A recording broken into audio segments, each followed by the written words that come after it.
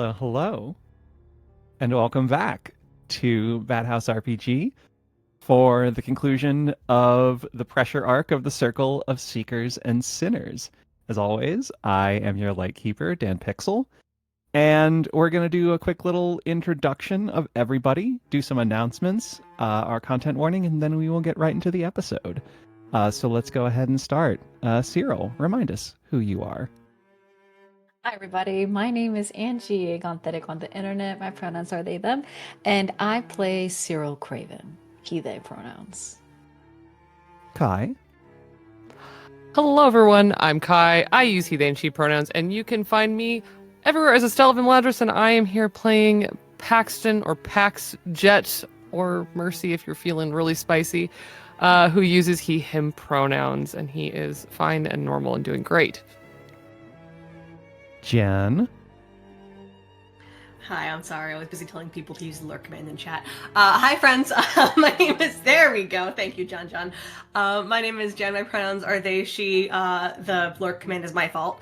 I'll be playing Zephyr, your local friendly shadow fucker, whose pronouns are they, them. And John.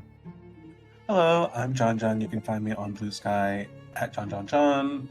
Instagram at BurnJohnBurn if you're nasty, and I will be playing Althea Al overturned to she it pronouns. Emotionally stable and very normal person. Incredibly emotionally stable. Once again, I'm Dan Pixel, they, them, and just a quick reminder tonight that our content warnings for tonight's episode are death, descriptions of blood and gore, thalassophobia, mild emetophobia, and major body horror. But again, as always, due to the nature of this performance, we cannot guarantee the direction the story will go, and as such, viewer discretion is always advised. And also, don't forget, Bad House fans, go and check out the YouTube. The New Kids on the Stoop episode with Ambrose, Horror in Color, is available right now. So once we finish the episode, go check that out, bookmark it, get the views, give it likes, and subscribe to Bad House if you're not already. If you're not subscribed to Bad House, what are you doing? And with that, let's go ahead and begin the final episode of the pressure arc of Seekers and Sinners. Death. The one thing all humanity shares. The one thing medicine and science have spent their existence trying to overcome and reverse. The fear of the great unknown drives progress, but it can drive it to horrors unspeakable. Because when something comes back from beyond the veil, there is no guarantee it comes back as whole as when it crossed. Sometimes, what is lost is not meant to be found. The Circle of Seekers and Sinners. Assignment number 5018. Pressure.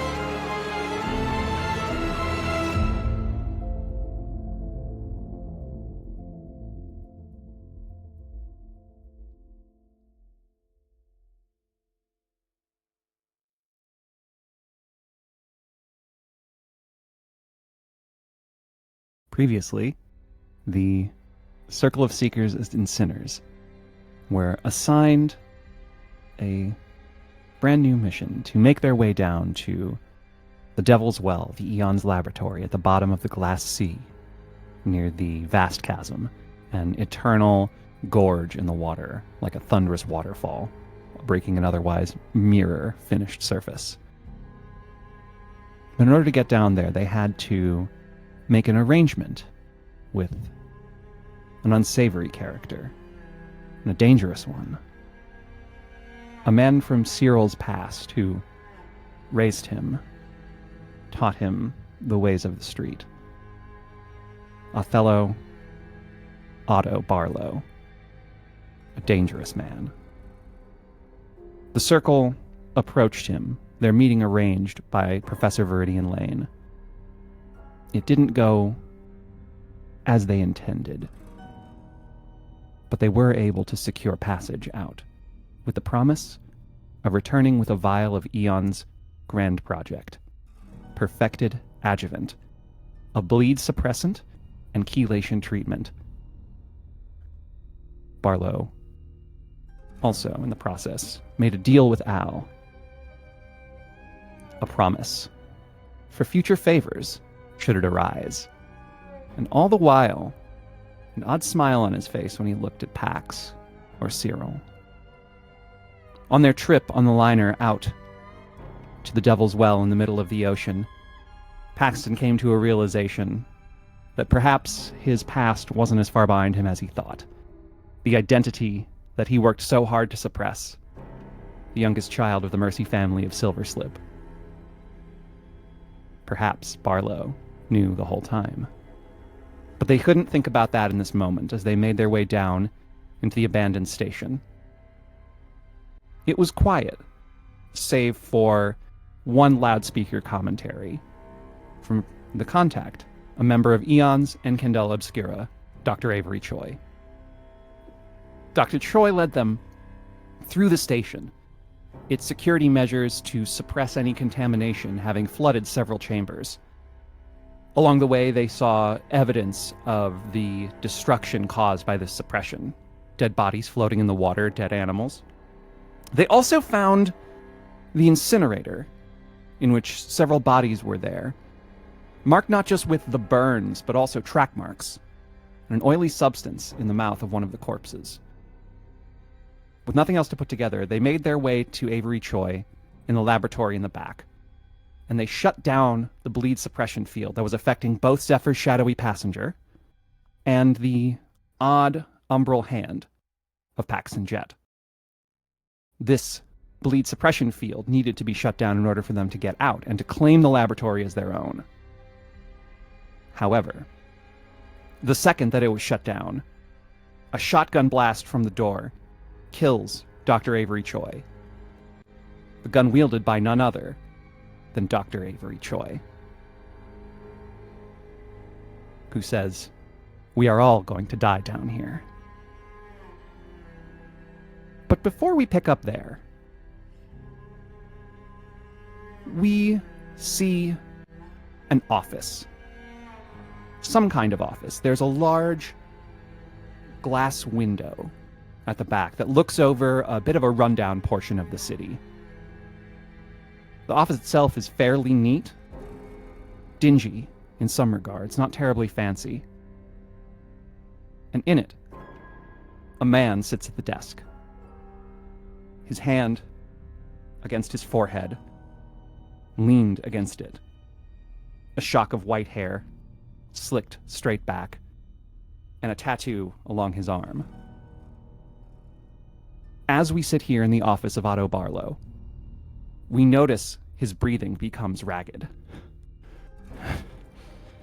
And he grabs up just above his heart, right beneath his collarbone. And as he does, he pulls back the collar of his shirt, and we see this garish-looking wound.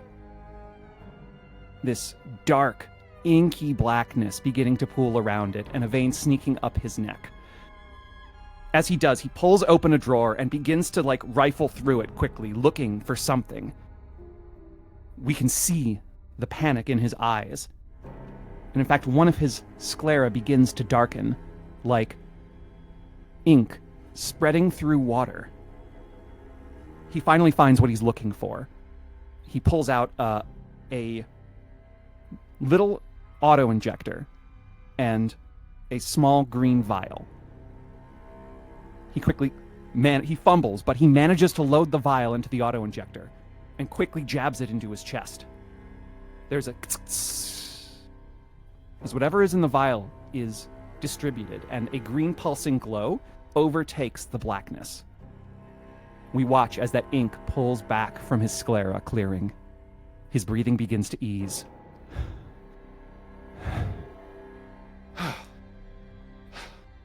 He leans back in his chair, relieved, as he sets the audio injector back, slumping in his desk and slamming the drawer shut. There's a moment of silence before his door opens.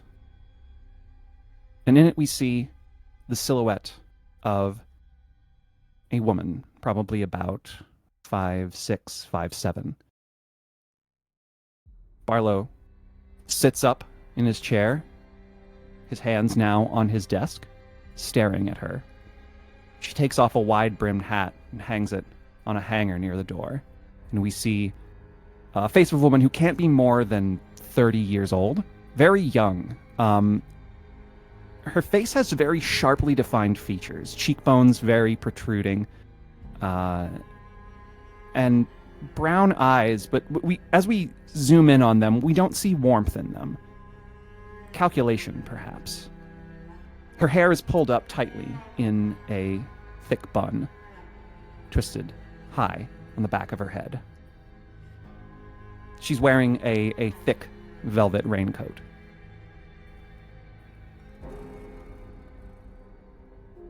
Is that any way to greet an old friend?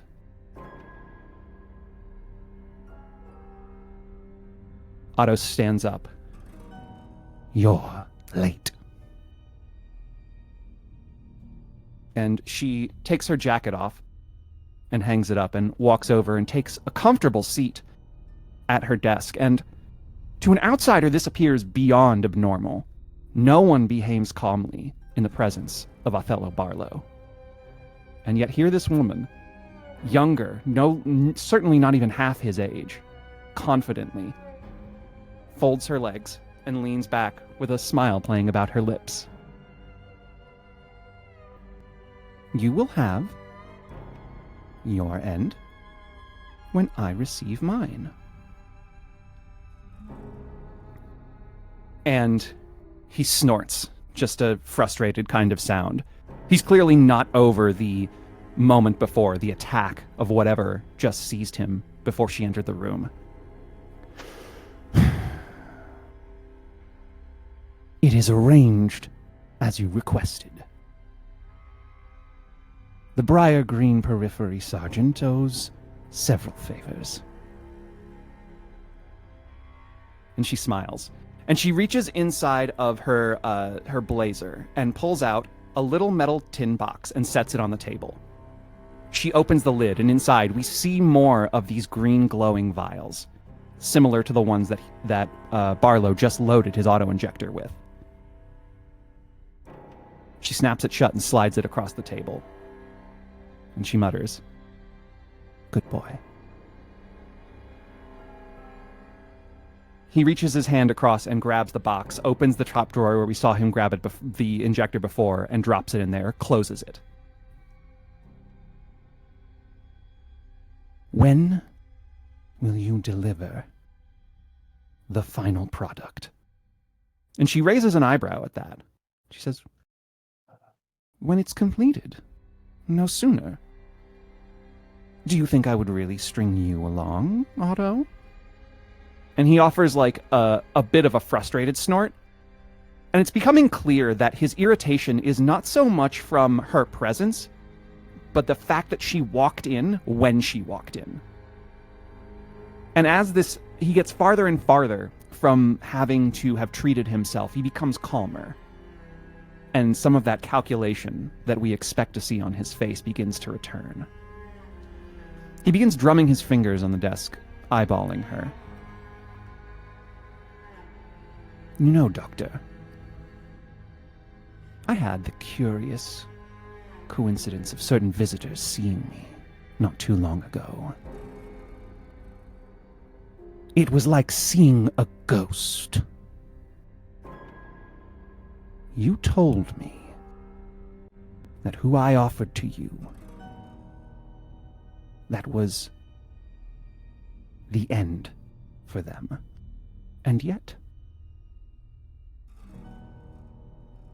one walks right back in my door.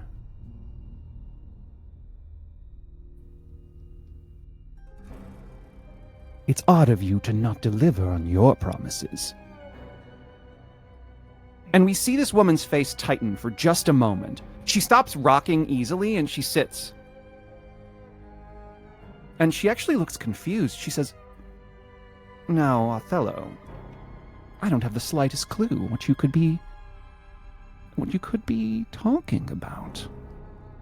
I hold up my ends of the bargains.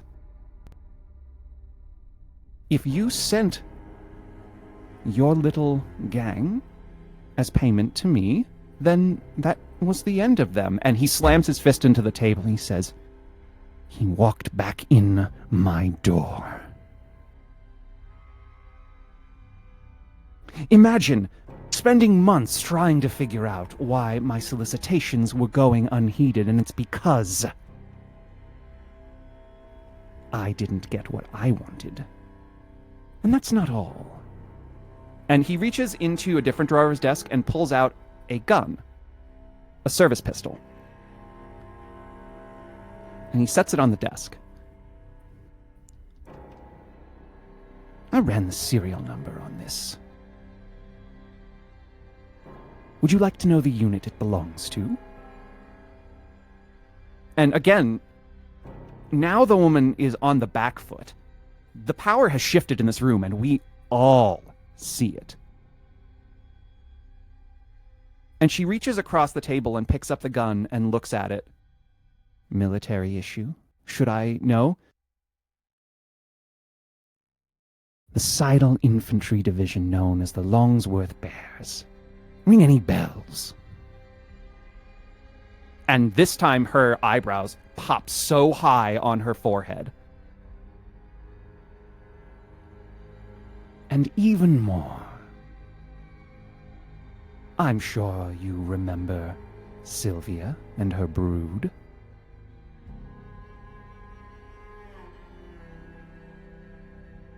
What if I told you that the little one got away as well?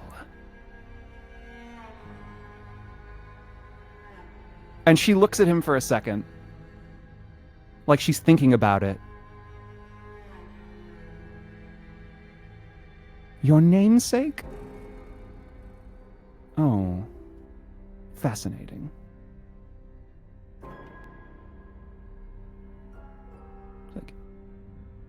And you see him kind of like twitch at that, and he goes, "You have got your order of time mixed up again. Not all of us have the luxuries you do, Doctor." And as he says that, we actually watch as his eyes drift from her face down to the floor around her, and shoot back up. And it's a very pointed glance. And she doesn't miss it. And she smiles like, "Oh, of course. Other way around."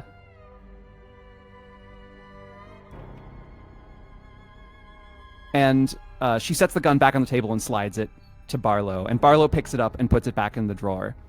Now, if I didn't know better, you're either incredibly unlucky, you're a liar, or at least a more prolific one who would dare even lie to your old friend, or someone's out to get you.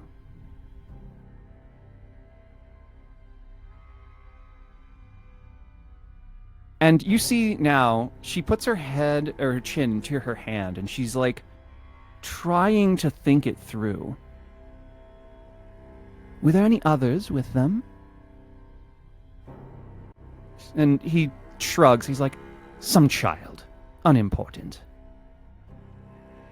And at this, you see her tilt her head. And she says, "What child, Otto?"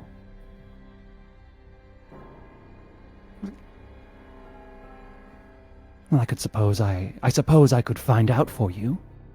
For a cost. And now the smile plays about his lips.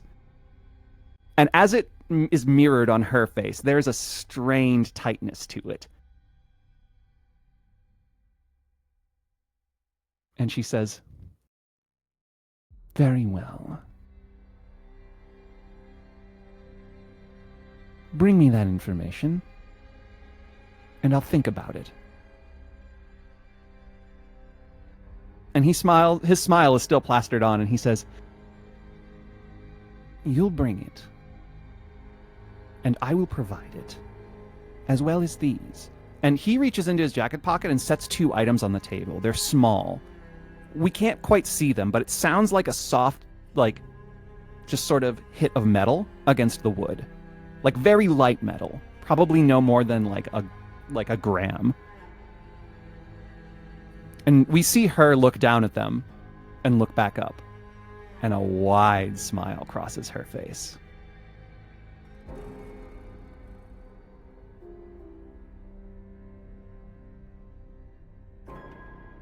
And we fade from that scene.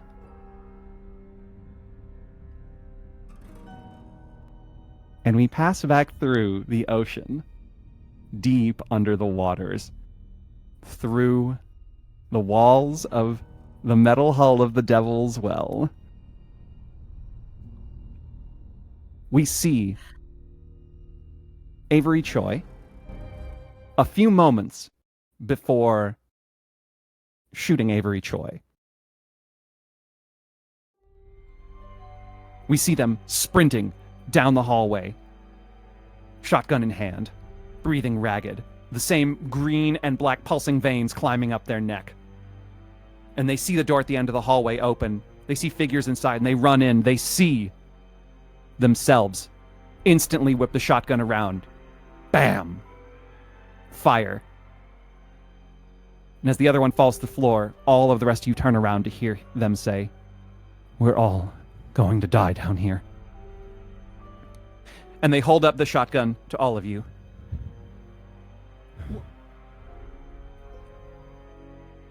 Hold on. You just kill yourself. How do...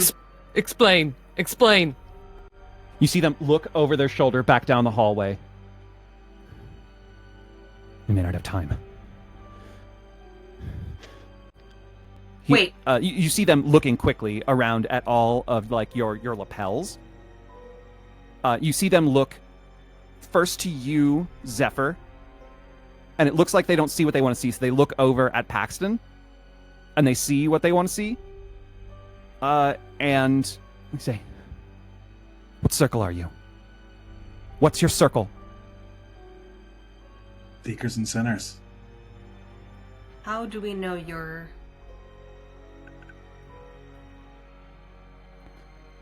You see them like kind of holster the shotgun just a little bit, go over to the body of themselves and grab it roughly by the hair, and then pull it forward from the wall that it's slumped against.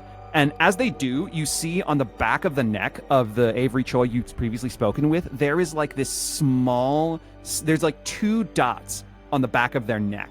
They look like stains or freckles, like, but they're perfectly circular, right there, like at the base of the what is the name? Yeah, but they're the spine in the higher areas is called cervical spine, I think. I don't quite remember, but it's like one of the high ones right before like it goes down to the shoulder blades. They're not like puncture marks. They're not tattoos. They look natural, but they're very clearly unnatural. Clone, can we go somewhere else quickly? Gah! You're gonna need to explain a whole... They throw the body back against the wall. It's like, walk with me or die. I don't care. And they have now started like they have armed the shotgun and they are walking out like with it ready to go. I think I was gonna follow, just being like, I like this one more. Okay,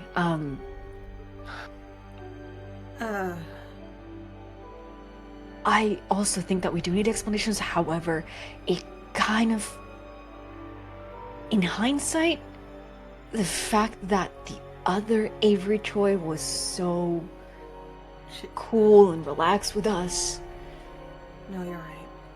and now this one is holding a gun to our faces, I would kind of trust the one that has a little bit more self-preservation. We also can't leave Al alone, so we're just gonna go. Yeah. Paxton's trying to gather himself and has been pretty green since the rooms with all the dead bodies in them in general, but keeps on trying to look at the dead body of Avery. And I think as everyone's leaving, you hear him scramble for the body and turn it over to look at those 2 marks again, but really look at them, not with his eyes. Read roll, please. Yeah.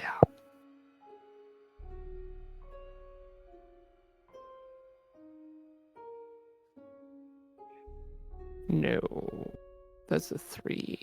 That's a 3. Yeah. The suppression field has just lifted, and you are trying to access your sight again, but it's a bloodied, messy body. And as you are trying to look at it, like, it's not like it was made easy for you. They threw it back against the wall, and like the back of the neck, you'd have to move the body to roll it, and you start to try and get close, but you can't do it, because as you do, you just see in front of your eyes splashes of blood, the smell of ash, and piles of bodies, and even Sylvia's eyes looking up at you judgingly. I need you to take a brain for me. Cool. Sure, yeah. And I think you hear him scrambling, and I think the closer he gets, that flash Sylvia's dead eyes, and he stumbles backwards and falls into, I believe there was like at some point water in this room, like falls back and fully like on his ass on the ground for a second. Yeah. Cyril would turn around hearing that splash. Paxton? Are you okay? What? I'm coming. And like just very weakly lifts his weird ghost hand up for help. I think, Cyril will definitely reach out to grab and get him back off his feet. Are you good?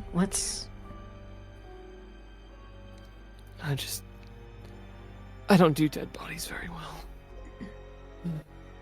How many That's brain mush do understandable. you have? That's Paxton? understandable. Oh, if I take one more, things are going to get real bad. Okay. That's why I took one for you last time. Yeah. Amazing.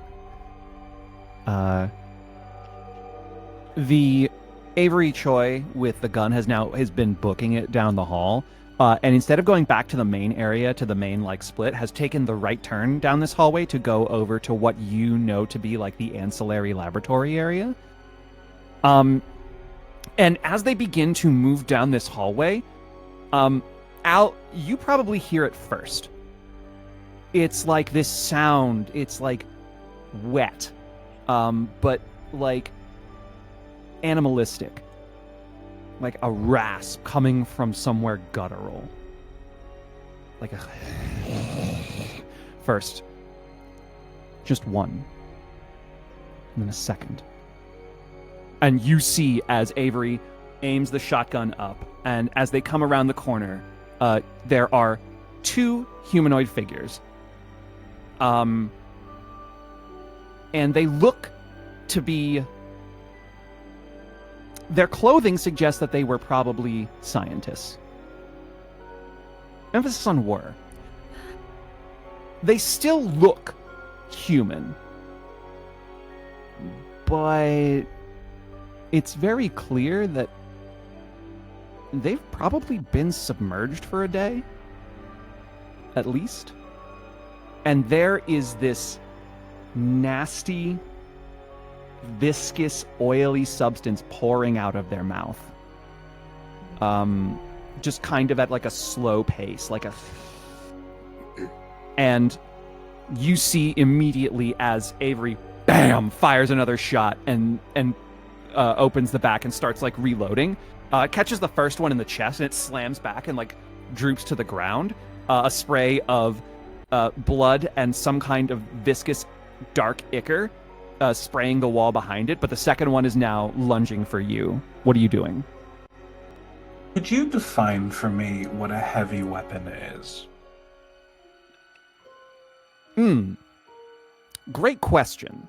Let me double check something in ye old Candela rulebook, because I think it's different than what I'm used to. That's why I wanted to clarify before I used my gear.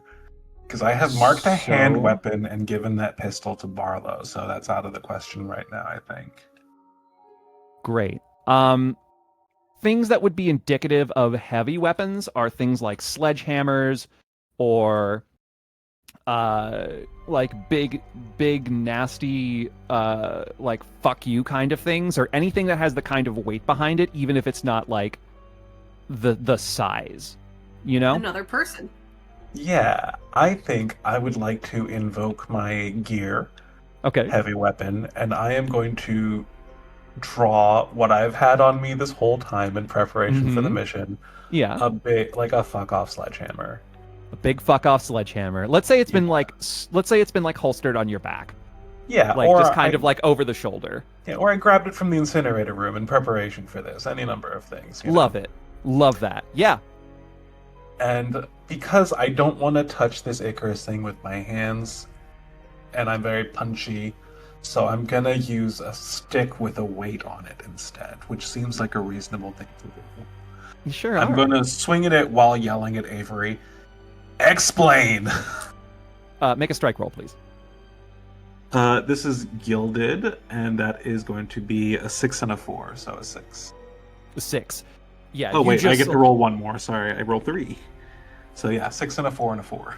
6, a 4, and a 4. Yeah, you just like wind up, and almost like a baseball, it like comes around, and as it's lunging towards you, the metal head of the sledgehammer connects with it and squishes it into the wall, and just like the head kind of crushes, and this one falls to the ground completely. Just it's done. It's not getting back up. However, as that happens, the other one that has been shot in the chest now is beginning to make its way back to its feet. As Avery is like finally like reloading and is just like, "You want me to explain right now?" What is everyone else doing? I have Screaming? a question. Yeah. A question.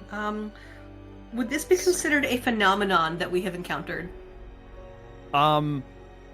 This would. This is tricky. This is the first time you're encountering it. Fantastic. I am specifically asking because I'm supposed to be able to speak the supernatural language of any phenomenon I encounter. Does this count as a phenomenon that I can speak with? You can certainly. I'm happy to simply speak and find out. Let's do that. Speak and find out. Great. The rest of you come around this corner of the bend, and you are now confronted with this one corpse with a completely crushed skull, which seems to be becoming Al's signature very rapidly, I feel like. Just limp on the ground, blood and ichor spraying out of it, and the other one who has left a smear on the wall is now standing back up, and the same kind of like grrr coming from its mouth. What do you say? I've never wished so much that I had like a double voice filter, but Zephyr kind of like straightens up a little bit, and I feel like even if you couldn't, I think you may not be able to see anything change, but I think Pax maybe feels it. Just their presence, not multiply, but I suppose just intensify. And their voice takes on almost an echo of a second voice as they look at this strange, smeared creature and just stop. Okay, I want you to make a sway roll, and I'm going to tell you the stakes on this are pretty high. Okay. Have to be sway. And just to set this for your expectations, you can already tell as it is now lunging at you, it doesn't understand you, and it does not have the intelligence to understand you. Yeah. What you are rolling for right now is to try and see if you are putting forth enough presence of force to like fuck with it from chewing on you. Real quick. Angie. Can the circle has a stamina training per assignment. Yes. It's technically this is one assignment, right? This is one assignment. So those 3 dice are in the pool. None of them have been used, so you can use a gilded dice. to add to that. I would be And quite I- happy to. I'm going to spend a drive because I have nothing in sway. Just full disclosure, I have nothing in sway. I'm Wonderful. going to spend a drive to give myself a die. Give yourself a die. Do you want to take one of the stamina training die as well? Yeah. It If would be a- everyone is it would be a okay with it, gilded I will one. happily. If it means Okay. you Do can it. get I chewed think this on is a situation that calls for it. by a Great. thalassophobia zombie I'm by also a going wet to. corpse. Cyril's also going, in preparation for this to go back, Cyril's going to take out their handgun. Yep. Yeah, that's a good call. All right. Okay. So that is a 6. It's not on the gilded, but it is a 6. That is a 6. Okay. Yeah, you say this and you see like the force of like this presence, and the rest of you actually see the passenger like kind of bloom out of Zephyr's back in this moment. And again, this is clearer to the rest of you now, where it has only been really clear to Pax, who can see the passenger in a very unique way. The passenger is taller than Zephyr. Like Zephyr, how tall are you again? Zephyr's, I want to say like 5'5". Yeah, 5'5". They're not much taller, but like they're just like an inch or two taller than Zephyr, and it's odd. If you didn't already know that like they're not exactly Zephyr's shadow, it would probably be more unsettling. But they have now like sort of taken place behind them, and there's this force out of it, and as it comes forward, you see it, and it doesn't stall or like acknowledge you in any way, but you manage to like process enough in time to like get out of the way and shove it, and it like pushes against the wall behind you, but it quickly turns around and is ready to go again. Who's Yeah. acting? The goal was pretty much to set up the next person for success, hopefully. Ange. I'm shooting it in the head. Okay, make a control. Is that the shot? Or is it? I think I Drive, shoot, finesse, yeah. Yeah, drive. Mm-hmm. Yeah. Shoot, finesse. All right. I Control. am going to spend a drive so that I can. If I hate to ask, if there is a one circle filled in, it means I just have one die, right? Yes, it just means you have one die, but you do not have disadvantage. I You just don't have one die. Spanish. I spent a drive, so I'm gonna roll for 2. Okay. Yeah, that's a 6. Yeah. A 6. Fuck yeah. Killing it. Nice. Literally. Yeah, as there's like a soft squelch as it hits the wall from Zephyr, like slamming it face first, and it doesn't appear to have like the self-preservation instinct. It just turns around and it's about to lunge at Zephyr again, and the rest of you just see like Cyril just dodge this like from the side and just bam, and instantly there's another spray against the wall, and this time this one falls and hits the ground like the other and does not seem to move. Avery is just like, quickly, a little farther, quickly, before more of them come. They will come now. There's And more. They're already booking it down the hallway. And you can now hear rasping in the same kind of way, that same wet, guttural sound that you heard these ones make. It's a little farther away. You don't see any immediately. But they are already like booking it down this hall. Go, everyone. Yeah, I but will, we book it I will take up after. the rear. Book it. Them. If you're picking up the rear, you're gonna have to literally like Yeah. push That's, this yeah, old that's man. fine. I He is will. think- Yeah, I will just source. like Yeah, no, I grab think Pax Cyril. by the hand and just like. Yeah, making after the conversation about not doing good with dead bodies, I think Cyril is like hyper aware of this now. And just like keep an eye on it. He's going though. Okay. The sounds grow around you, but you manage to follow Avery all the way to what looks like a single door in which they like shove it open and they're like motioning you to get in. As you like pile inside, they get in behind you, slam it shut, and then pull a locking lever. And they just sort of like put their finger up to their lips. And in that moment, you can hear the sounds growing from outside for a moment, and like the sounds of that rasping, angry, guttural sound, and what sounds like heavy footfalls. And they're just holding their fingers to their lips for a moment. It comes by the room. It gets really loud for a moment. And then it fades away down the hallway until it's quiet again. And Avery kind of leans back against the door and sets the shotgun down to their side and just... Fucking hell. Okay. Right. Explain. I'm Dr. Avery Choi. I feel like you all knew that.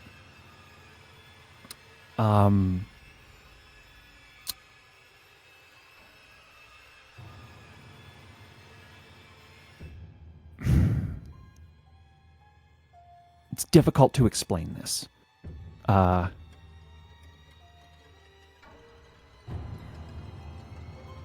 How much did Anran tell you about what we're doing down here? What Dr. Boucher's project was? Why don't you start with the clones? Please. Dr. Boucher has a fucked up sense of ethics, to put it mildly. No But- shit. She developed them for the purposes of testing. When things had to move on to phase 2 trials, we had to move out from animals to something more closely related to its intended purpose. She developed a type of clone that utilized small amounts of bleed to be created in a short instant, and they don't last very long. Only a couple of days at most. But once created, they have all the memories and thoughts of the original. The one caveat is that they tend to be very suggestible and will obey commands from the person who essentially programs them, which has almost exclusively been Dr. Boucher. That was a clone that I didn't know she made. Yours? Yeah. Not surprised she kept some DNA from me, but I didn't know that existed until I heard the voice over the loudspeaker. Do you know where Dr. Boucher is now? I don't think she's here anymore. She's not. Where did Right. she go? I would imagine, if I had to take a guess, back to the mainland. She probably took the aperture before it closed to make it back to Eons, or some other locale, depending on if she had a different transmission port. So you're burnt. Burnt? Yeah, I'm fucked. It was all coming to a head anyway. Right before the code red went off, I went to see her in her office. What we're working on here, ostensibly, is adjuvant development. Do you know what that is? Yeah. The drug. Yeah. And the clones We were for already the testing. we have the base form. It's like a green liquid. We've been working to develop a perfected form. One that can erase prior harm from bleed. We've done it. It was hard to do, but we've done it. That is different. It's more fuchsia. In order to get these experiments done, we needed catalysts of a different kind. Ones that Dr. Boucher was able to provide for us. Ones that she'd harvested from a previous test.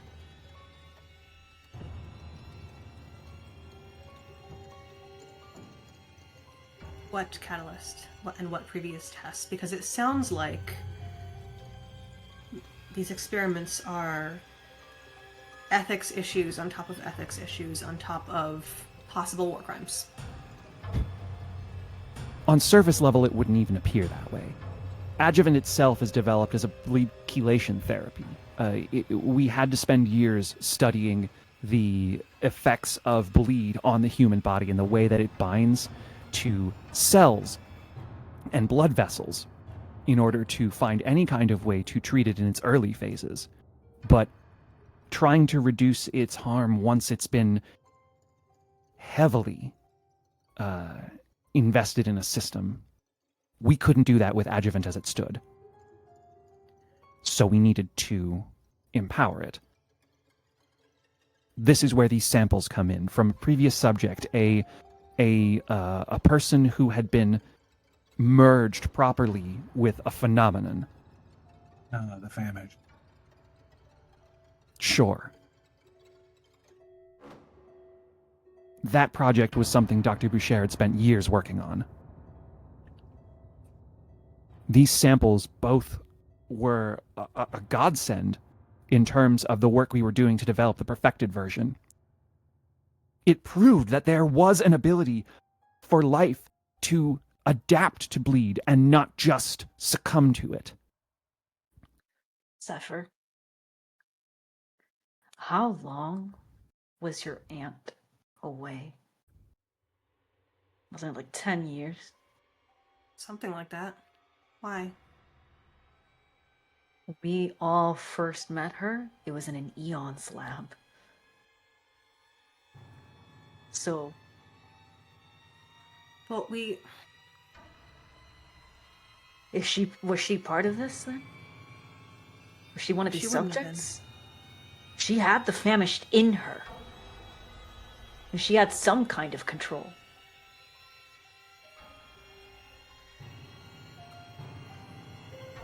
Y'all seem to know something I don't. I'm not going to deal with that right now.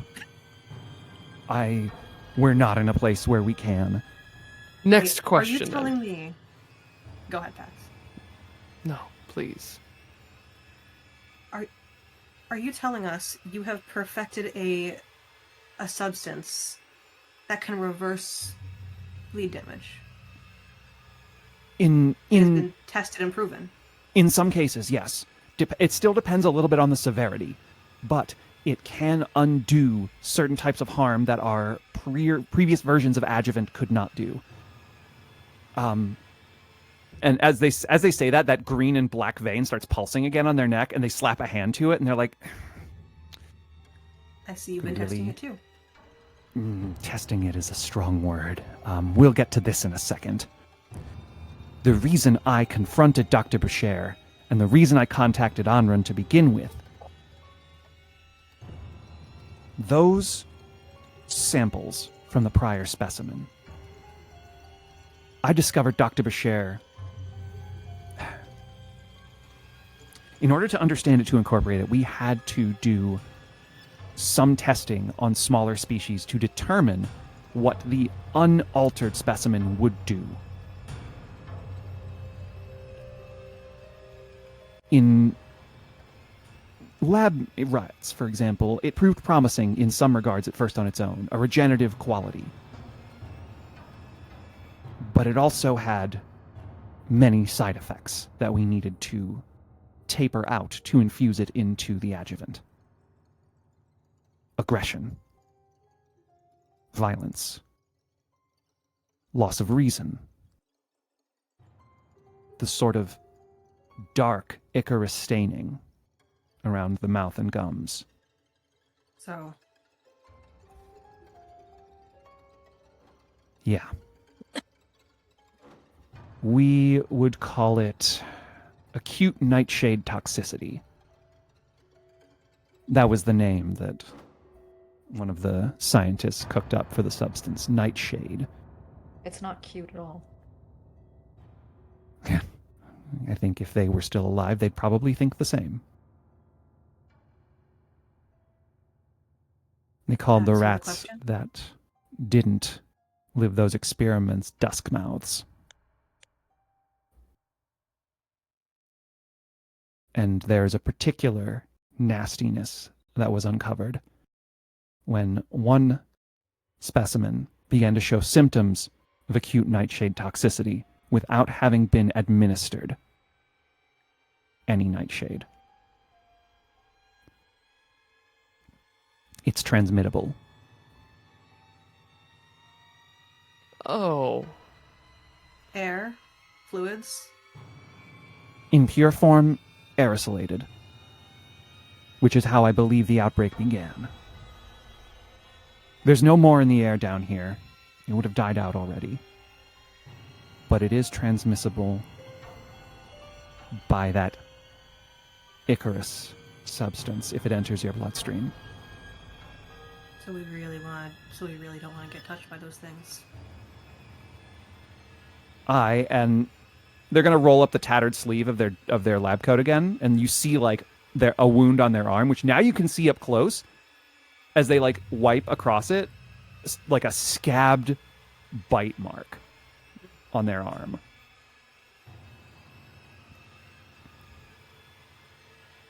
The aggression that they display can develop into a form of cannibalism. You're infected. Yes and no. I caught these early enough to administer adjuvant. It doesn't... Not the perfected version, just our standard. I am... Look, and they pull back their gums, and their gums look normal. They don't have any traces of the inky black ichor that you saw pouring out of the mouths of the others or in the incinerator room. I don't know for certain if I will need to continue to administer adjuvant, but if I can get my hands on any of the perfect adjuvant that we still have, I'll be fine. Where is it? If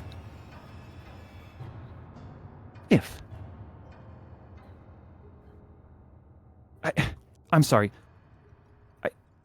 I've said all this, and it really feels like Anrin didn't tell you shit. Have you met him? Yeah. Fair point. How much of the adjuvant do you still have? The one that is keeping you here right now, not the perfect one. They reach inside their lab coat, and they have one full vial. This probably has 2, maybe 3 doses in it. I mean, if we need more, we saw some over in contaminant housing and phase 1 testing area. We can always go back and get it if we need to. Cyril pulls out the 2 vials that they'd grabbed. And apparently Cyril has some. I should have known. Oh, those are the wet vials. Okay.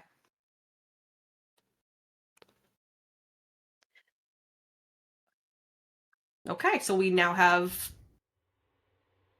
like 6 6 to 9. doses. 6 to 9 doses, if we're lucky. Yeah. If I we got a get question. Yeah. Can I smoke in here? Or is that bad? No, Avery stares at you for like a second, just sort of like dumbfounded. I feel like everyone stares. Yeah. Just a And slow it's just like- turn. Fuck it, sure. Can I have one? Yeah, here. We're gonna light 2, hand 1 off, and be like, Hold wait, on. Zephyr, you're like... Before we do 13, this- right? Yeah. Do we have any idea the oxygen contents of this place? Yeah. How's the oxygen, Dan? So Avery's gonna take the cigarette and take like a huge drag on it. Just like, well, the good news is, since you turned off the fucking bleed suppression and powered back on the station, the automatic filters will run, and we're not gonna run out of oxygen down here. wanted to ask. Glory be. Are we going to end up with too much oxygen down here? No, unless, in order for that to happen, the entire filtering system would have to get completely fucked up. And you see them pause for a second. Loud, the filtering system might hear Everything's- you and do it. everything's Okay, been going fine. so well, why wouldn't it? Yeah, I wanna- Eons doesn't have a lot of ethics for their science. I doubt they have as much for their engineering. Is there an OSHA? Hold on. I mean, hold I on assume to that thought. Eons What the wants to fuck remain is alive, OSHA? but- Hold on to that fucking thought for a minute, okay? We're gonna circle back to that because I have a request. But we're gonna listen. Turning off the fucking bleed suppressor. Now all those things are active again. They were dormant for as long as that was on. Now, mind you, at the same time, now that it's off, we can also get out of here. The aperture will start functioning again, and we can once we lift the iris, the aperture will be open, and all we'll need is I assume Odrin gave you the coordinate pin to connect. Yep. Okay. Not that I don't trust you. Can I see it, please? And because they point over at Zephyr, it's like this one doesn't even have a candela pin. Like, Wait. Back of your neck, please. and they turn around and they show there's no marks there.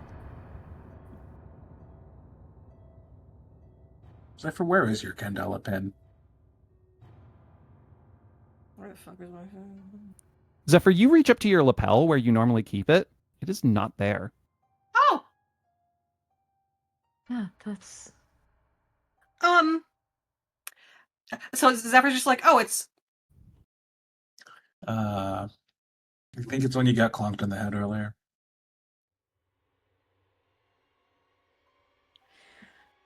Fucking Barlow. And Avery's holding out the hand to you, Al, for the Yeah. for the specific pin. Al does not produce it. Oh, fuck me.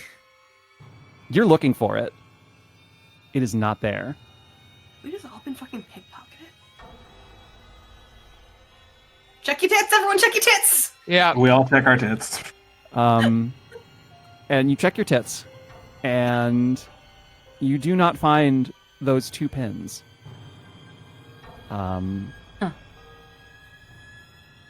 Is it both pins? Because Paxton had 2 on?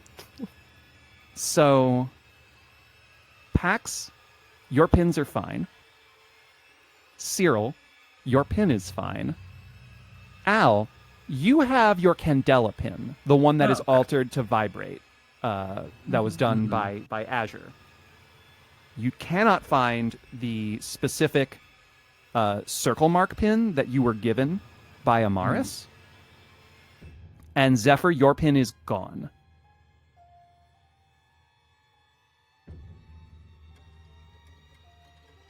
We've been had. What does this Okay. mean for us? That's. Fuck. Fuck. And they take another huge drag for a second. It's like, okay, we can still get out of here. Okay, hold up. But- Hold up. Actually, no, continue. And I'm gonna wait until they start talking again to kind of like whisper at my shadow, do you remember what happened? Do you remember who took our pins? Hoping that maybe my shadow knows something. Why don't you make a focus roll for me? Sure. Because you do have a shadow presence. It's a 4. It's a 4. There's a moment and then a voice in your head. When you were struck, it was hazy for me as well, or for us as well. I keep doing this. And if there was a time that we were not able to keep watch, it would have been then. Thanks, love you. Oh. Oh, wait. Yeah. And Avery finishes taking the drag. It's like, it's okay. It's just, it's going to be shitty now. It's going to be shitty now.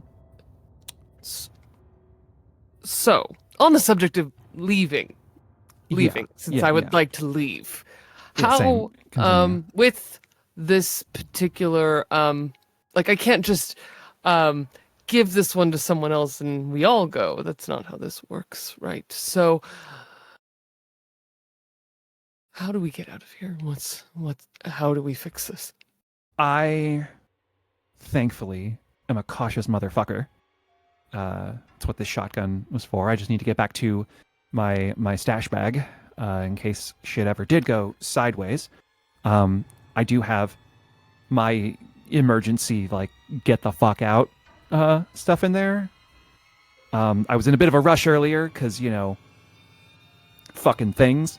So, when I could get out of there, I couldn't, I didn't think to grab it, just the gun, and then I had to go fucking find whoever did the shit anyway. We just got to get back there. And then I would like to get my hands on some of our perfected adjuvant. That's going to be in phase 2. It's basically on the way. It's right inside the other side of inside the phase 1 labs is the phase 2 chamber. All right. You store your phase 2 shit in your phase 1 shit? What the fuck is wrong with you people? Anyway. I didn't fucking build this place, kid. I don't. Maybe you If you should grabbed the have. gun Yeah. first, I think that was the right move. All we gotta do is get my It would have been stash helpful bag. to have everything else, but we'll take the Yeah, we were gun, already I we were guess. already at phase 1 anyway. Lightkeeper, I have a quick question. Yeah, please. Just as a reminder, we Yeah. were brought down here specifically to find Dr. Choi and to also try and take over the lab, right? Yes, and the means of taking over the lab was connecting That pit. the aperture to because again, like the similarities, right? This was Eon's answer to Candela. This was part of your briefing. This is like the Eon's answer to Candela. The way Candela has the 4th Pharos based inside the flare, there is a similar channel using the aperture to access a portion of the flare. Mm-hmm. It's coded, and Avery kind of like gives you a little bit more specificity here. It's like the way it's coded right now, if it were on and unaltered, it would go straight to Eons. Mm-hmm. Yeah, we're So, basically gonna hijack with- the signal. So with the loss of the aperture, the aperture is the pin, right? The one The that aperture is like the gate. Okay. Well, the pin that we were supposed to connect. Yeah. Right. The one that has been lost now. With the loss of that pin, this is a failed mission at this point. So that because that aperture is also your only way out, Avery is telling you right now that they have like their own backup that was part of their I stash see. bag, Okay. but they didn't take it with them when they grabbed their gun because panic. Right. Got So it. the pin that they have is basically the same as the pin that we had. Yes. Which is essentially just a homing signal saying beam us up, Scotty. Yeah. Got it. And then it would also create a connection between the 4th Pharos and the lab. Yeah. Allowing... All this is also considering Using a that hijacked connection. Avery doesn't have their own agenda. Correct. Yeah. Which I'm sure they do. It's Dan. Of course, none of us have our own agenda here. Yeah. No, definitely not. Agenda What the hell? Dan. What's an agenda? Okay, just because you're pretty, Al, doesn't mean the rest of us are. I also have agendas. I'm a Jen. Okay. Duh. Agenda. Wow, that penny on the tracks really do be hitting, huh? Agenda. Anyway. Oh, I just knocked over a Penny. Don't do that. Anyway. Alice continued to take another drag, and it's like, okay. We're gonna have to go back down the hall a little bit to get the way out key. Yeah. Now I here's my request for y'all. I was pretty sure that I was gonna fucking die down here, okay?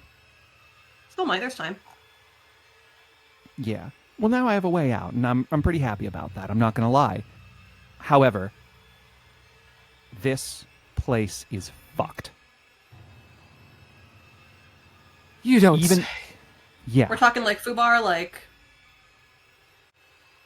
I, as a scientist, cannot allow the results of this bioweapon to make it out of here. Because that, to me, I confronted Dr. Boucher because I thought that's what she was going to use it for. are we sure that it isn't already out of here with her? I hope not, You mean but the I don't perfect want to adjuvant? risk another contamination. You had a really good idea earlier. On our way out, I want to sabotage the air vent system Hmm.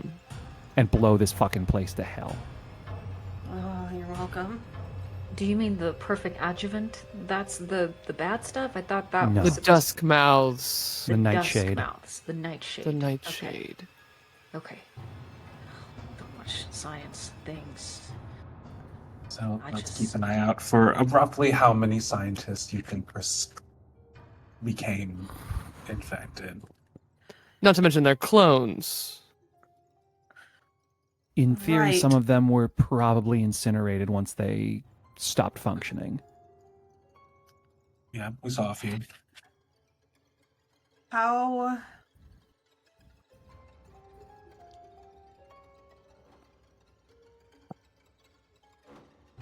Are the clones aggressive as well, or just the ones that were injected with the nightshade?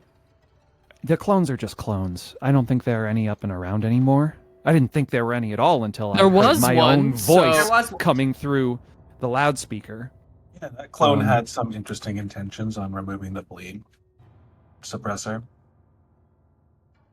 I mean, they probably Maybe the wanted clone to just get wanted to out get of out. here, but Like, it doesn't... Some of the clones are...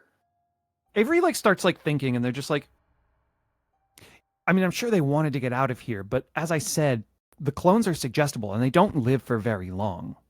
It probably Right. didn't know it was a clone, but it would have been Was it carrying following something? an instruction. Um, It would have been trying to leave. To what end, though? To carry something out from here? Or just to escape. If it didn't even No, know it was no, a no, clone, no. if... It... I think Violet wanted to spread the bioweapon. Mm-hmm. And when Eons came here, they would have been infected. Right. Okay, let's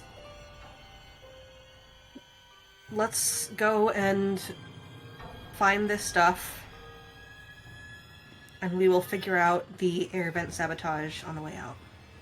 Yeah, one thing at a time. Let's get the key first. Let's get the perfected adjuvant Key, Wonderful. adjuvant, leave. vents. They take one of the vials out and they quickly like load it into an auto injector. And you see like the pulsings, and they like quickly like jab it into their shoulder, and there's a green flash, and it stops like angrily pulsing. How long between doses? Depends. I imagine on heart rate and metabolism. Yeah, and multiple bites will make it worse. Right, of course, of course. So, So, assuming no bites, high adrenaline, we're looking at, you know, I'd prefer not to think about it and just imagine the world where I put the good shit in me and I don't have to worry about it anymore. fantastic. Let's go get the good Let's shit. go Let's get the find key. it. All right. Deep Paxton breaths. turns to grab the door since he was the one right next to it, kind of hiding in the corner when we first arrived. Dan, Yeah. a question that only kind of matters. Does this door have a doorknob? No, it's a lever. It's like Great. the lever like hitches it in and locks it tight. So when you unthrow the lever, it'll unbolt and then it'll just slide open. Cool. I'm going to do something extra weird then. Paxton goes to open the door the same way that we sealed this room. And does the regular door opening stuff, and you're thinking, okay, now the door's going to slide open. And instead, he reaches out and grabs where there would be a doorknob on a normal door. There's no doorknob on this door. He's grabbing thin air. But as his hand pulls back, rupturing into being in his hand, you see the shadow around his hand extend into a long, sharp spike from the doorknob that he grabbed that isn't there. As I am going to summon my ghost blade. Yeah. Do you take a mark for that, or I do. I take a body mark for that. okay, yeah. Fuck Oh. yeah. I'm just like, hey, why can't you do that? there's like a beat where you like hear the silence, and it's just kind of like it's not even the passenger thinking. It's just kind of like we do not know how to respond to that. We'll talk. We'll talk later. Love you. And now in his hand, where you can see it has kind of like a pommel that would belong on something like a gladius, that is just a round doorknob that he holds in his hand, and then extending out just like an elongated spike that he just holds at his side. And then he opens the door and steps out. Yeah. Why don't you make a hide roll for me? Oh. Yeah, I would love to. Concerning. You know what I should definitely do is roll any cunning. I'm going to spend a drive. Listen, I've had you guys do so many focus rolls. I need to start mixing it up. Excuse you had me do a sway roll earlier. I'm Oh, mixing thank it God, up. that's a 6. It's a Thank 6. God. You slide the door over, and it's just like the slightest, like, kind of like grrr of metal. It's not very loud, and you feel like that could have gone any number of ways. And as you step out into the hallway, you don't hear any of that, like, growling near where you are. The coast appears clear for the moment. And as he steps out, there's this kind of hunched physicality. Usually he stands pretty tall and open and seemingly very welcoming to, anyone who might be nearby. In this case, he is slumped, but not deflated. Almost like someone that, Cyril, you might recognize as someone who hides in alleyways and lurks in the shadows.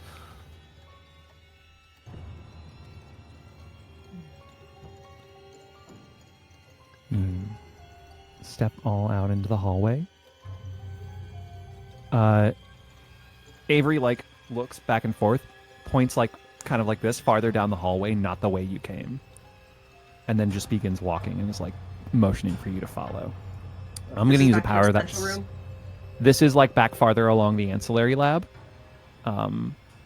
Towards, like, probably past, like, another set of laboratories. I'm going to use that 6 for a little longer.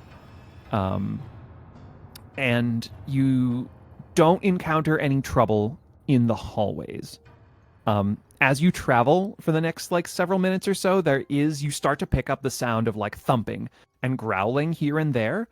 You pass by at least one door in which something else that was mentioned, that when the bleed suppressor was turned down, it also was deactivating the lockdown. And so the water that flooded places as the sort of contaminant suppression system, all those drained out as well. And the pressure valves unlocked on a lot of doors.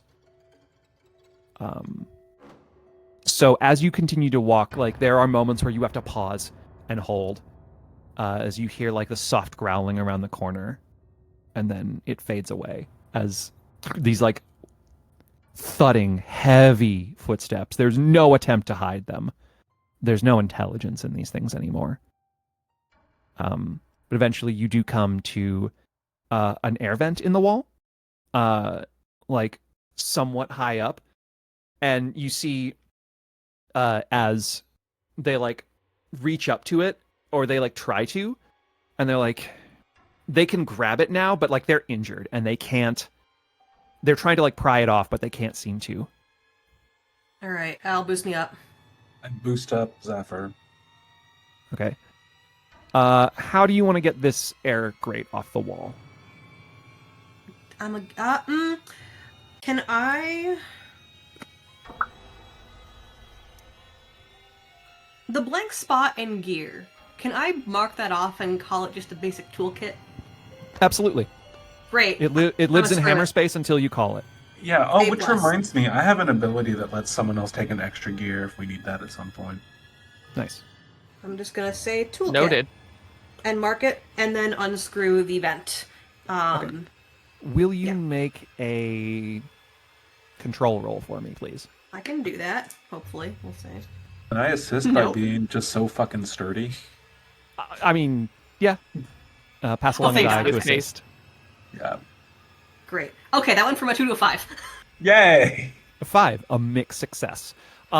You do get it, and, like, the toolkit, like, you manage to unscrew it. And as you do, you get the last screw out, and you go to catch the grate, but you're not fast enough.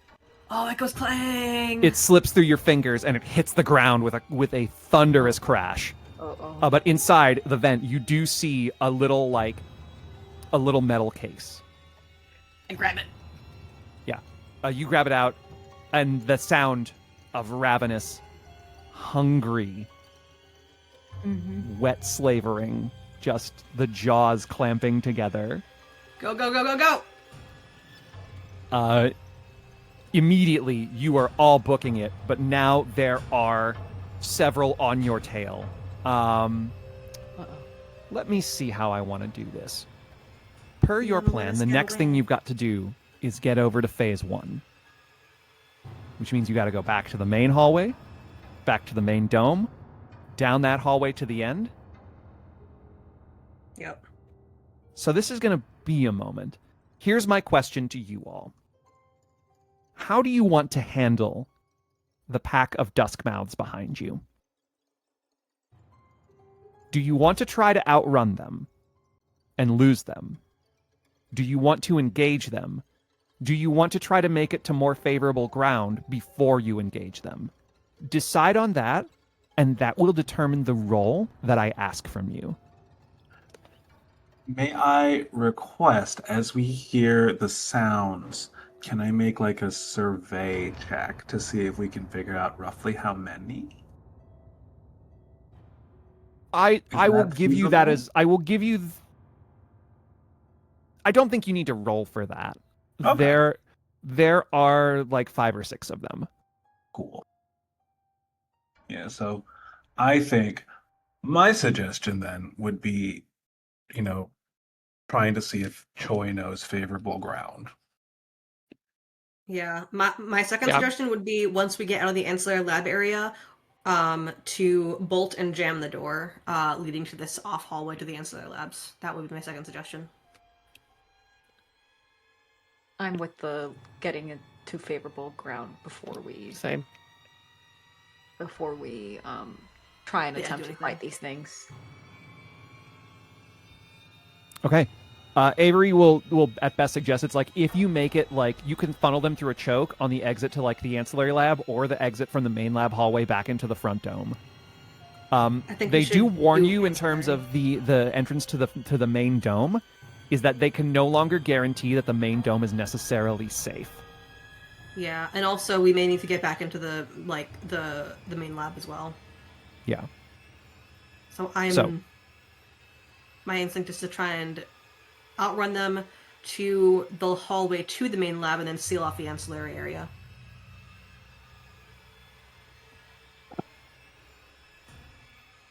Yeah, if this is the case that has the pin, Yes. and I think that's a fine plan because that keeps us geographically where we want to go. Okay. So how we're going to do this then is this is going to be, I think, a move roll. One of you can do it and one of you can assist. I have 2 marks in move and is gilded. And remind me what the mechanic is for assist? Assist is you burn a drive it's going to be a nerve drive. Okay. You would burn a nerve drive to give an extra die. I can do that. I'm all driven out on nerve. All right, so I'll roll 3 die then, and 1 is gilded. Okay. You do also have stamina die in the pool. You have 2 left if you want to use one of those. Yeah. I'm good. That's going to be a 6, a 5, and a 3. Oh, 6, shit. full success. You take off, sprinting back down through the ancillary laboratories, and as you do, and you start to like now you're making proper noise, and they are chomping at the bit behind you. You begin to hear more of them coming from other side hallways, and they start to try and like cut you off. But Avery managed to like get ahead of you and fire off one blast down the hallway, and there's a wet squelching as one of them like falls. But you make it. You get through that choke, and as you do, you come to the door that cuts off the ancillary lab from the main hallway. And as you all pass through there, you're going to need to seal the door behind you, as now the numbers have increased. There are probably at least 10 that you see immediately charging to you. Yes, Ange. And I try and shoot at like the ones that are closest so that they essentially fall and become barriers to the rest of them to kind of slow them down? Yeah, you can certainly do that. Go ahead and make a Actually, here's what I'm going to do. This is going to be a control roll. To both do this and seal the door. Someone else can assist to do the part that is getting the door closed, and I will count this all in one check. I attempt to close the door. And jam it. I'm gonna burn another drive of my nerve too. Shoot. And then who is assisting? Okay, Paxton is assisting, so burn a nerve. Oh, Paxton. no, sorry. I thought it was Al. Sorry. Oh, Yeah, I think I'm assisting by trying to bolt the door shut. Okay, so go ahead and burn that nerve, Al. All right. And then Should I add a die for owls? yes, the assist Or gives you an other- extra die. Okay. Not great. The highest is a 4. Heist is a 4. Okay. You take your shot and you get the first one like in the head, and they fall back into others, and like a couple of them fall and stumble, but there's others that are still pressing forward. And as they do, the first one reaches you, Cyril, and it reaches out and it bites onto your arm. Take a body mark and a bleed mark for me. Actually, I'm going to use my Death Defy. Death Defy. Once per Okay. assignment, when I take one or more marks from an enemy, I can instead escape. Okay. It reaches forward and it tries to like bite down, but you like it actually misses like the chunk of your wrist and grabs your sleeve instead of like your coat, and it like catches on, but it can't pierce the leather of it. And you yank it back and it staggers forward, and you just bam, hit it on the head, and it staggers back now. Yep, that's exactly what I thought. It just yanks arm back and hits it right across the temple with the butt of the gun. And you make it now through the door. Al is sealing the door behind you, and it's a success and a mixed success, and you negated the consequence of it with that because you had to burn a thing for it. That's what they're for. And you get the door shut, and there's the same locking sound. And on this side, this time, you see Avery like reach up at the top and throw another bolt in there. Like that. Cyril. And Paxton is like checking you over. I'm fine. Like I'm fine. was watching. Get rid of that clothes. We have to get rid of that jacket. We can't take it. Okay, that's fine. Yeah, there is a bit of like ichor on the hem of the sleeve. Yeah, Got the yeah. incinerator handy.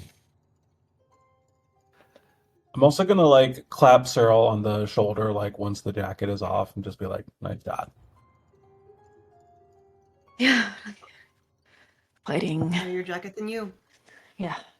Yeah. Fighting creepy, spewing undead creatures. That's it's another day in the job. You got good I'm luck fine. here. It's- You got great luck even. Allie, you got alcohol on you? Always. I have some. I'm gonna like reach down, pull out Right. a little flask. Oh, I don't want it right now. Just if we need to. I do. It's an excellent accelerant. Yeah. Not bad. Okay. I'm gonna be honest with you. I was worried. Feeling a little better now. Can we really quick check the bag for the pin? Yeah, Can we they- appreciate his Pandora Obscura? Thanks, I hate that. I take 2 brain, Yay, I did it. I And- won. I won the You night. brain dead. and your Lightkeeper will remember that. Yes, great. Hurt me Wait, later. am I the golden child now? Or at least am I not the terrible child? You're still at like bottom of the ranking. But You're like the boss. I am the bottom, yeah. Okay, you know, Yeah, I'm F tier now. Barrel. Anyway, this is a horror show, guys. you all see what I put up with like week to week. You love us so much. Really do. Like, they played with 3 of us the same game back in February and was like, I'll invite them all back. I did. Exactly. I did. So this I is did all in you. fact do So that. who's emotional damaging whomps? Look at the kitty cat. Love to shove my face in Kitty. his pussy. Anyway, Let's drag us back into the world of nightmares. yes. You see as Avery like opens up that little metal case, and inside there is a pin with a different sort of logo on it. It's not the Candela logo, and it's not the same logo that you had, which was like that sort of almost infinite symbol, like looped and crossed together. That is your own circle. It's one that's like more angular and square.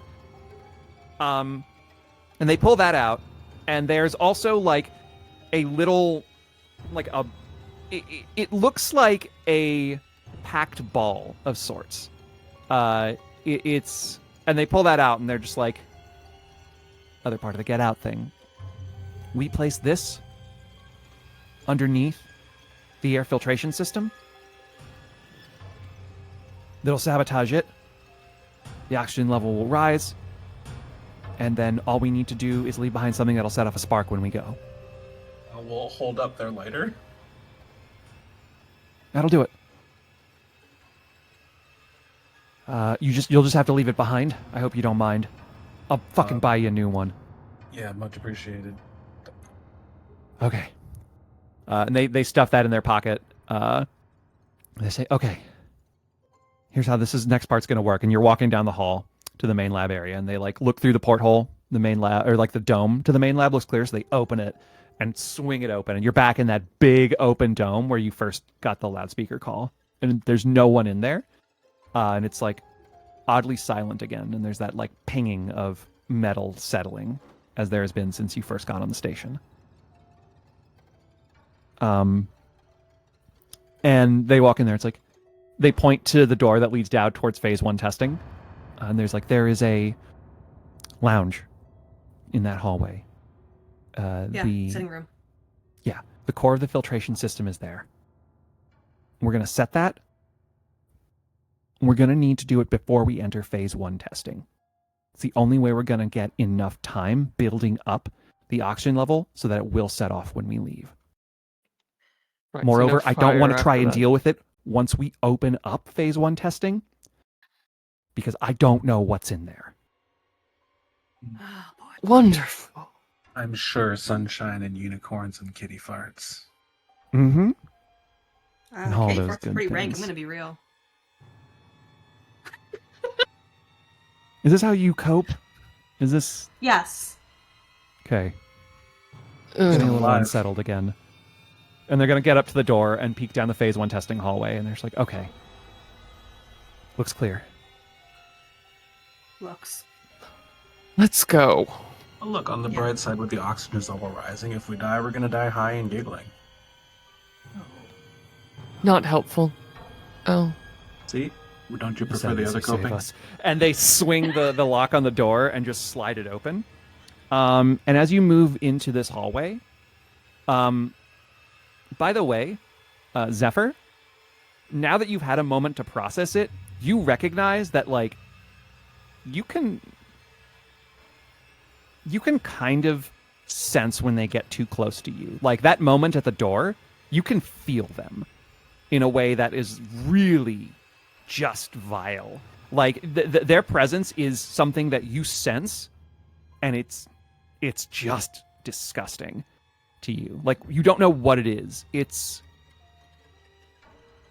Rancid You remember vibes. how like the famish pulled you in a direction from like behind your eyes? It's like the reverse of that. It's like something pressing at you. Whatever it is, it's deeply uncomfortable. Oh my god, you're giving me a fucking cluster headache? Okay. Yeah. It's not like pushing at your head, it's like pushing at your gut. Okay. Whatever it is, it's like Better? deep-seated and visceral.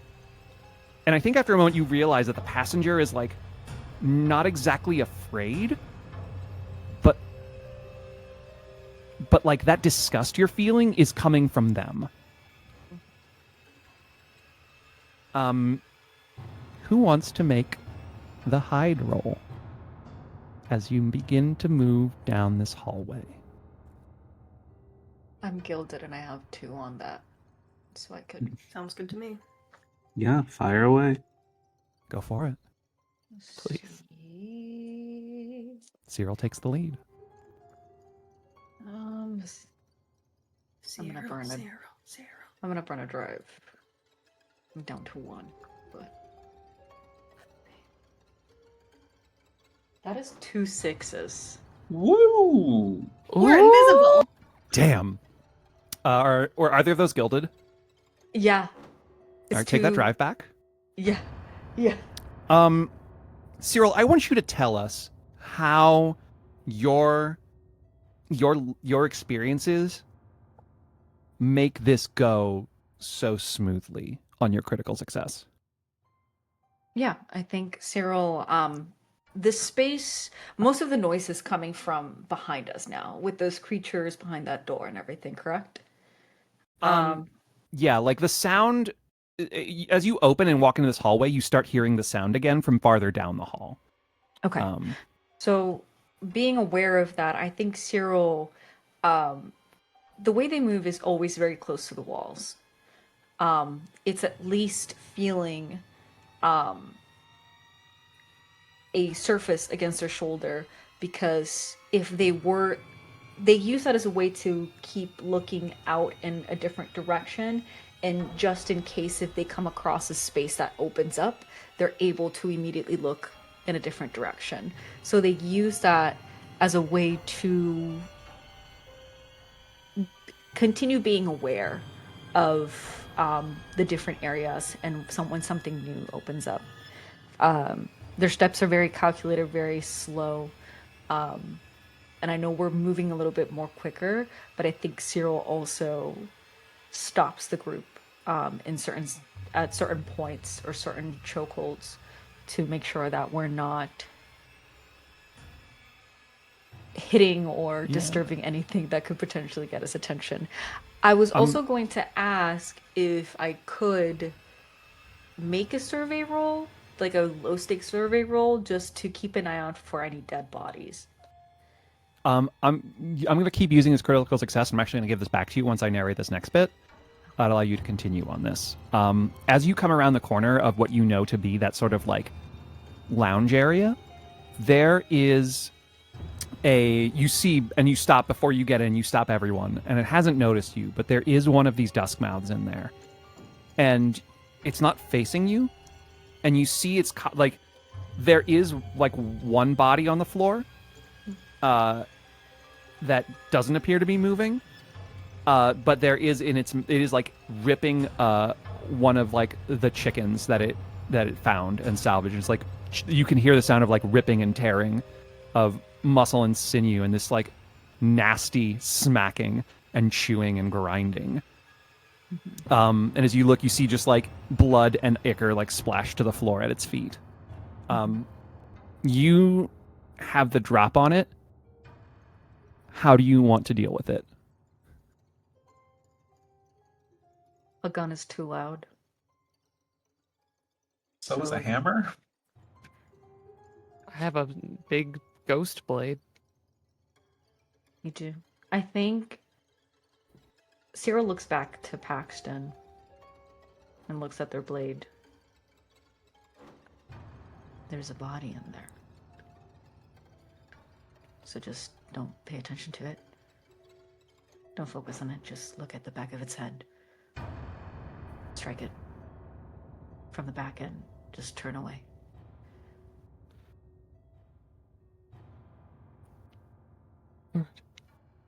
All right. And he slips forward in that slinking, don't pay attention to me posture. And I think mostly is in this moment acting more like at the direction of Cyril and less thinking or moving too actively from his own consciousness, because for fear that he will get in his own way. You get to choose here, strike or control, for how you want to take this guy down. using whatever bonuses you get from Ghostblade. It just says it's effective against magical beings and can strike invisible or ethereal enemies. Okay.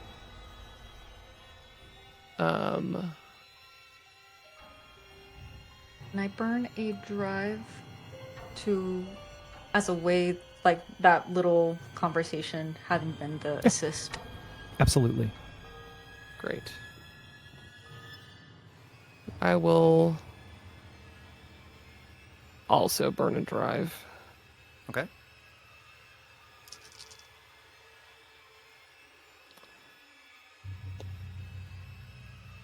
I am also going to burn my resistance. Oh no. Now, with your resistance, those drive added dice, you don't get anymore. So you would just roll your base stat.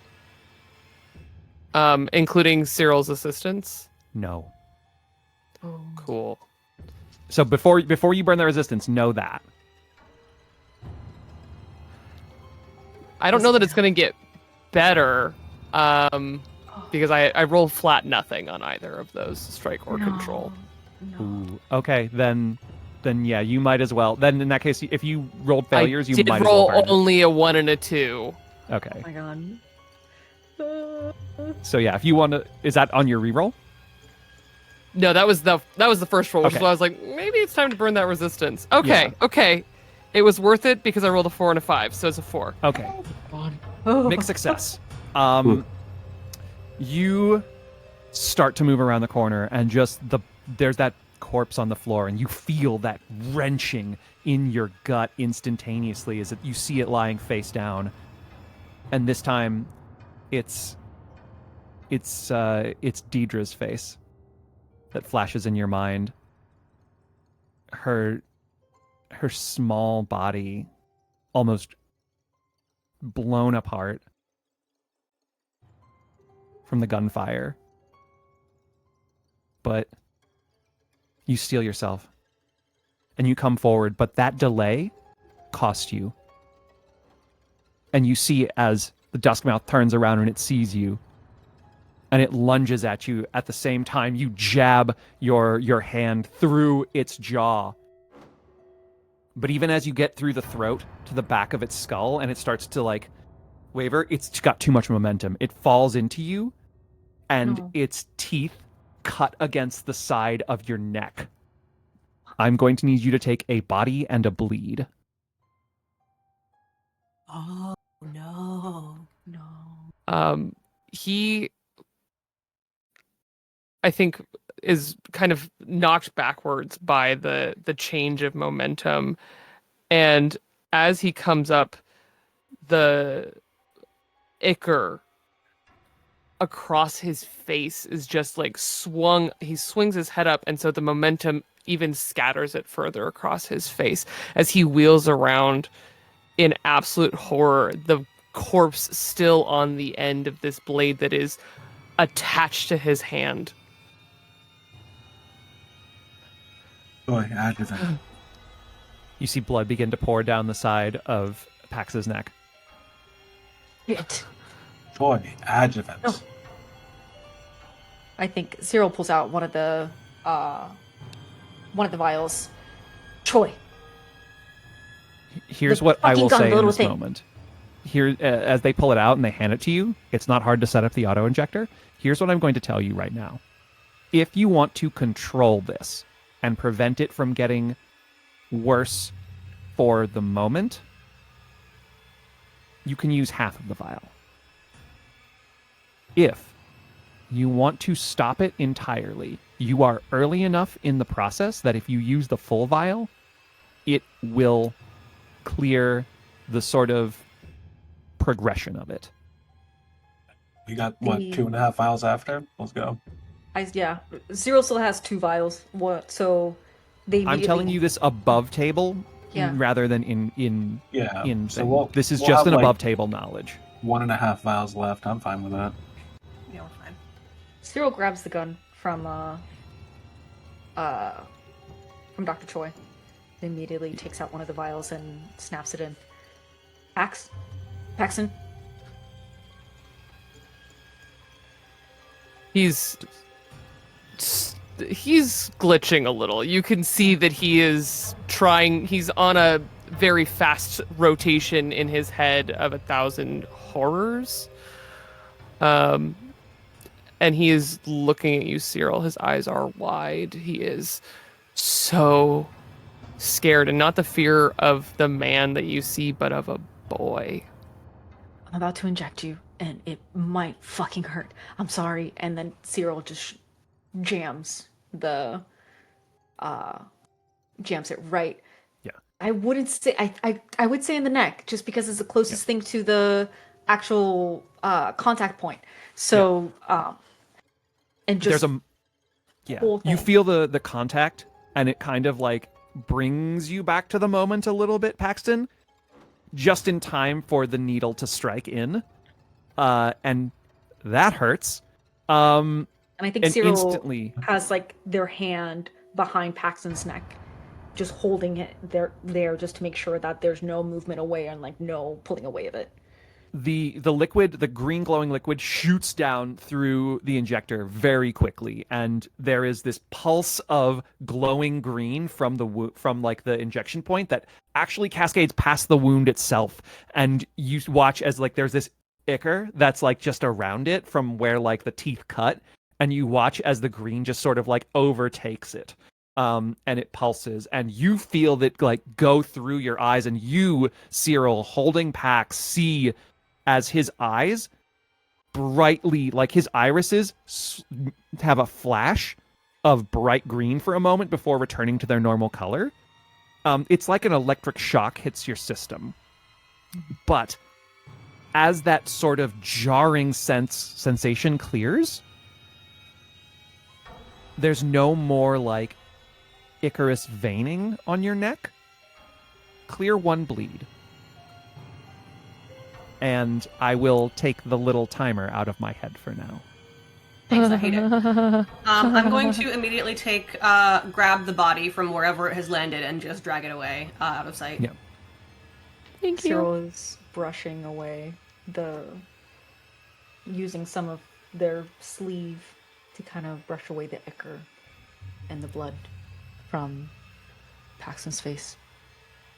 Avery walks past and like pulls the little ball out of their pocket and is like, "You're gonna want to bandage that, otherwise it can infect it or even just like that stuff could fly in." And he like they smack you on the shoulder, and they're just like, "You're gonna be okay. Don't do it again." Fast enough? Question, Probably. I guess, for Lightkeeper / Pax. Did I see Pax's face when he struck the creature? I'm gonna say we're past this point right now. I know what you're looking to do. Just hold on to that, Okay. because I know what you're gonna do. Do you? Get behind me. No. Oh, okay. It's one of the. Remember how I've developed this weird habit of Al's where Al will learn something and then it does nothing with that knowledge. Yeah. It's more that. Okay. Why don't you make a survey roll for me while at this, it's a low stakes one. Yeah. While Avery goes back to like this panel in the corner and like pulls it off the wall, and just places the little thing in there. Out of two. No. And then you watch as they scratch the outside of it and then put the panel back on. And like, okay, so that'll give us enough time. It will activate with kind of a loud noise in about 5-ish minutes. And then we'll probably have another 10 before it's going to be dangerous for us to still be on here. I mean, like more dangerous than it already is. Yeah? Great. Awesome. Cool. Thank you, Lord. Let's go. All right. Make your way down towards the phase 1 door without any further incident. And as you reach the phase 1 door, when you came here before, it was sealed. The water behind it was so heavy that the pressure lock could not be undone. But now it's just the same bar that you can undo and to get inside.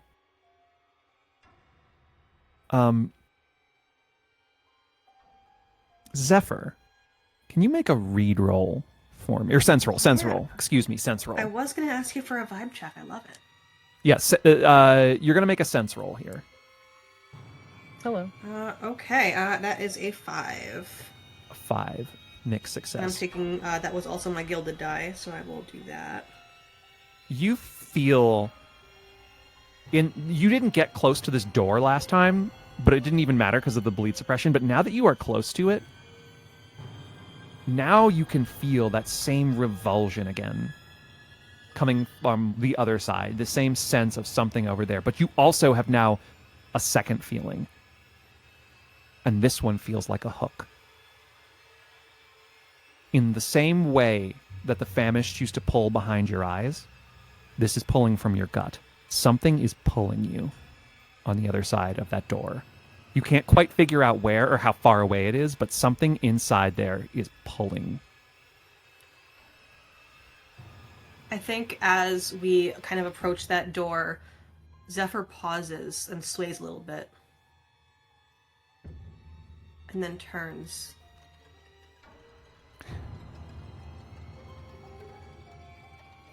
Do take a brain for me. Okay.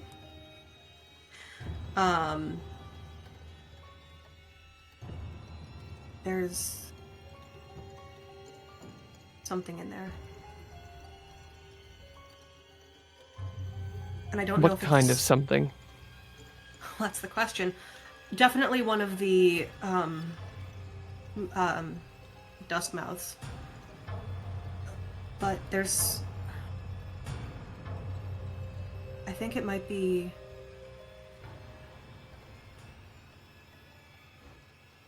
Pax, come here.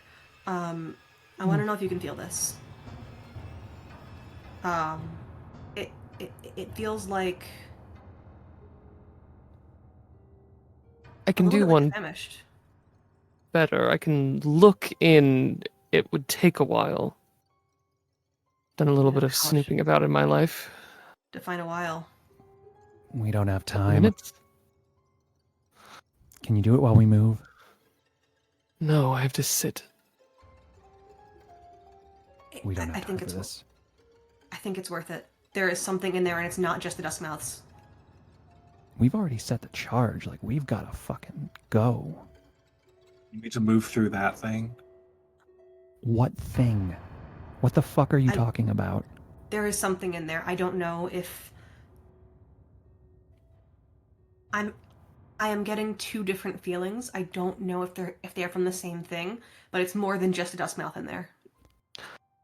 I'm gonna start by, as everyone's talking, Pax just like grabs Zephyr and closes his eyes to try and use his wacky see the threads of the universe sense. You make a sense roll for me. And when I extend my senses, about a phenomenon that I've encountered, which I don't think this is, right? Oh no, No. you have encountered. No, it. I think you can add the encounter you've encountered. Cool. Yeah, Add a number of dice cool, equal to cool, my cool, current intuition resistance roll, which is 1. Cool. Totally fine. Everything's okay. How many dice are you at? 3, and I'm gonna burn a drive. Okay. It's a 6. 2 6s. Oh, yes.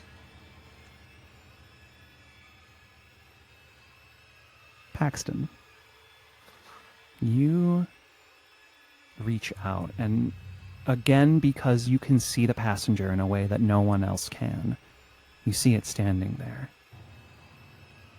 And you see this form peering into the other side of this door, like the door doesn't matter to you.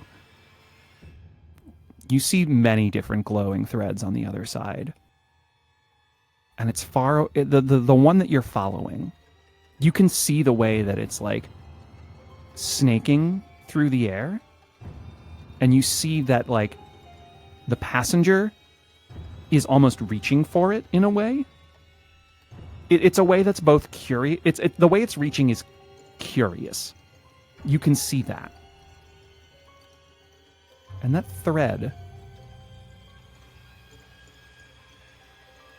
thread's color, you know that thread's color. You know that thread's composition. You would never, ever forget it. With your critical success, will you please describe the last time you saw this thread on Schrader Street?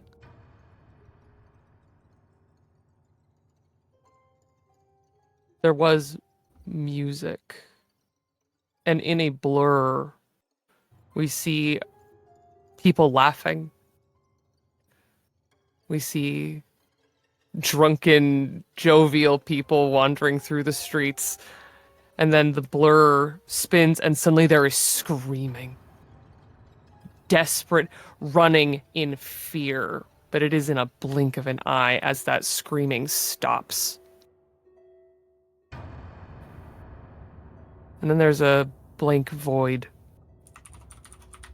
A kindness of forgetting. And then the point of view, Paxton being lifted, vision swimming, bodies on the ground, bathed in simple light from New Fair. And a hand, a spectral black hand, reaches in where a thread of glistening toxic green. He grabs it and pulls and snaps back out of the memory as his hand starts to reach for that same thread.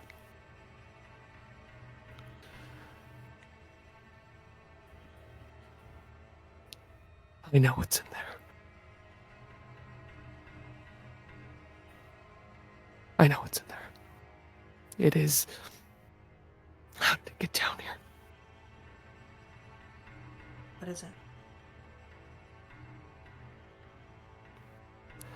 Your friend is not dissimilar to it, Zephyr. Your aunt, whatever that was, the echoing thing between you, similar. But dangerous. You know how I was in another circle once? Is this why? It cut down some of the finest soldiers, cleverest minds I have ever known. Faster than it took for us to walk down this hallway.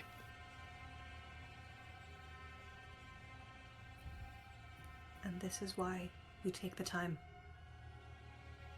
Ah, fuck. Okay. Plan, because we gotta get in there.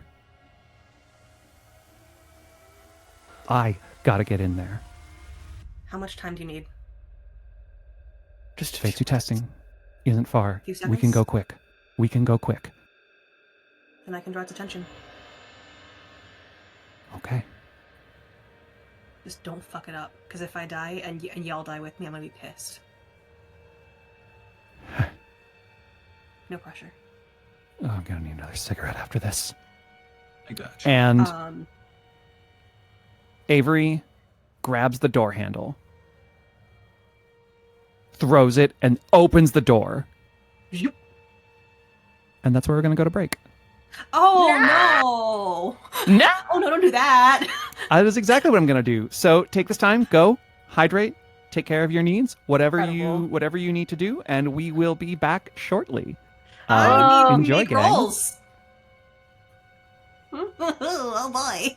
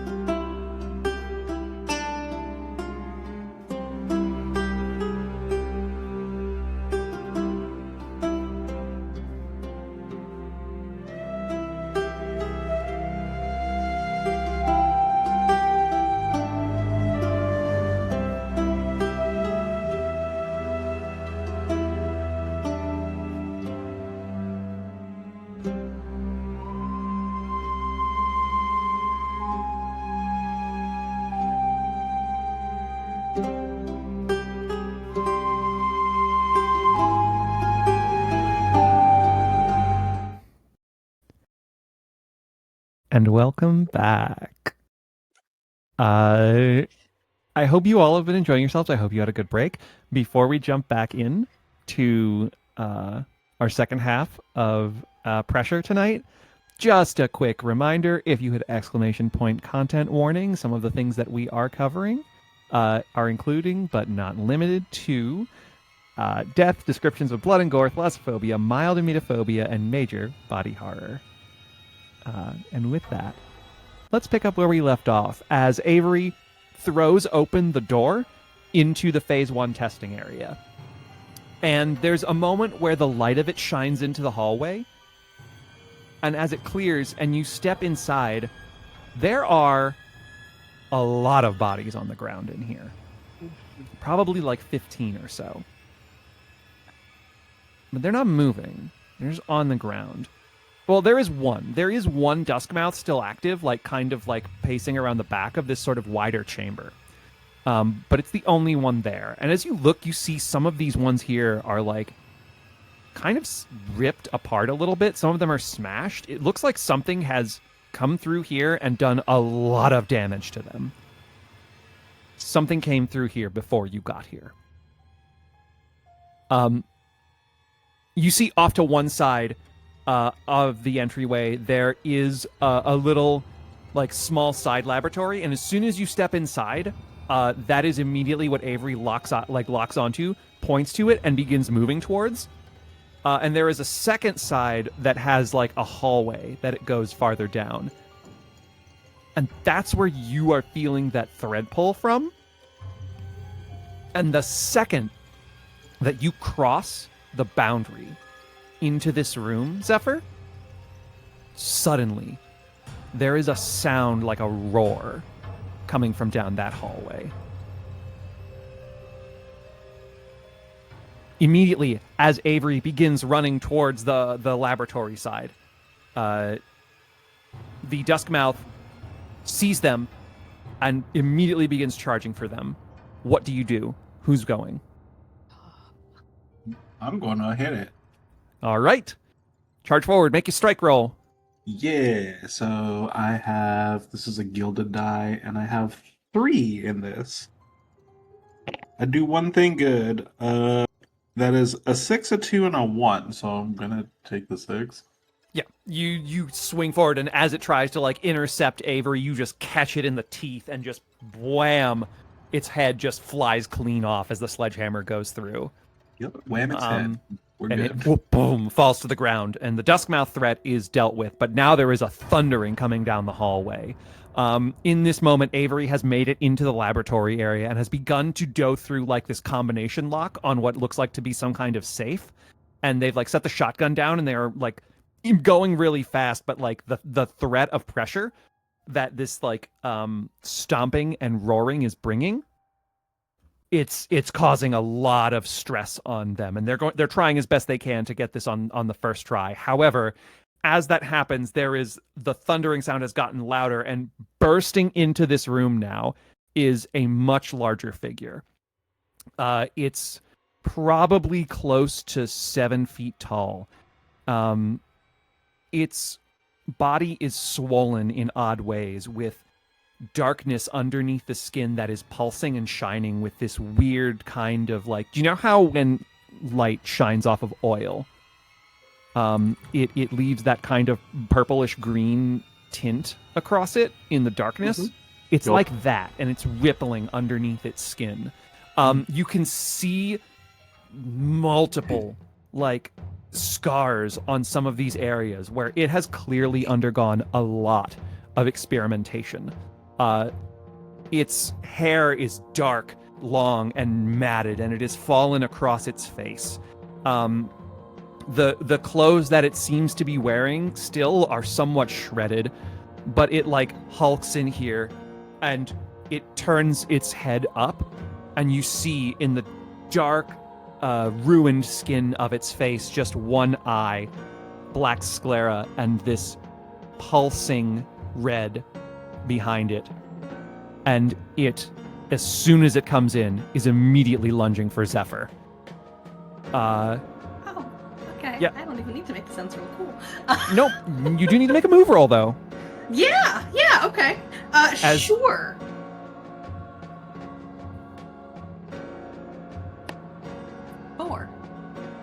Four, mixed success. It doesn't grab you, but as it comes in, you manage to like, you have enough headway and this sense of like pull from it that is, it's like they're screaming in your ears now. Like the passenger is just ferally screeching at this thing, whatever it is, and you manage to get out of the way of like being grabbed by both of its hands, but it still like clocks you across the head. You're going to take a body as you tumble across the floor and some of the pile of bodies that you are on. All right. Who's next? Who wants to do something?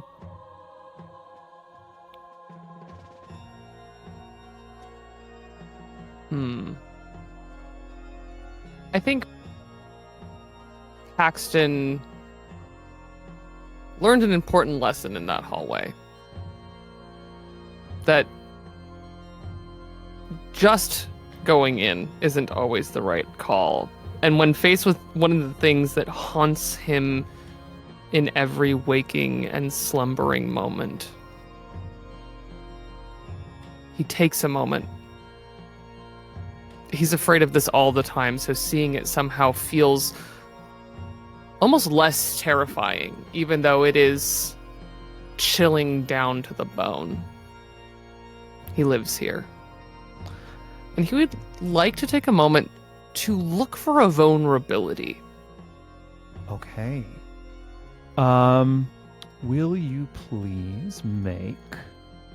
Oh, this is tricky. I think this is a survey roll. Can I while this pitch is a focus? Yes, I will allow a focus as you have encountered this creature before. And you've thought about this a lot. While you are doing this, Cyril or Al, what are you doing? We went. My bad. I guess you did already start. So Cyril, what are you doing in this moment? Oh boy. This thing has clocked Zephyr. Okay. Mm-hmm.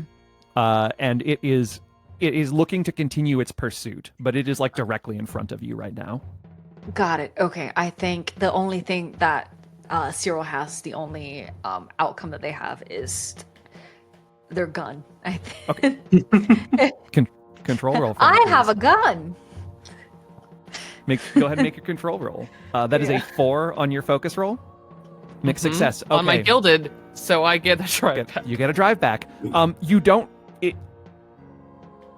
There's nothing that presents itself as like an instantaneous weakness, other than you see areas of previous scar tissue. You see these different, like, it's nothing is like stitched together. It's not a Frankenstein, right? This was one body that has been altered dramatically. And in that process, there are parts of it, there are ways you can see now to avoid it in the way that it moves that you couldn't see before. What I will give you in this moment, because this is a mixed success, what I'm going to give you is this. You will gain, anytime you make a move roll here, you get 1 extra die against it to avoid its attacks. However, That's awesome. However,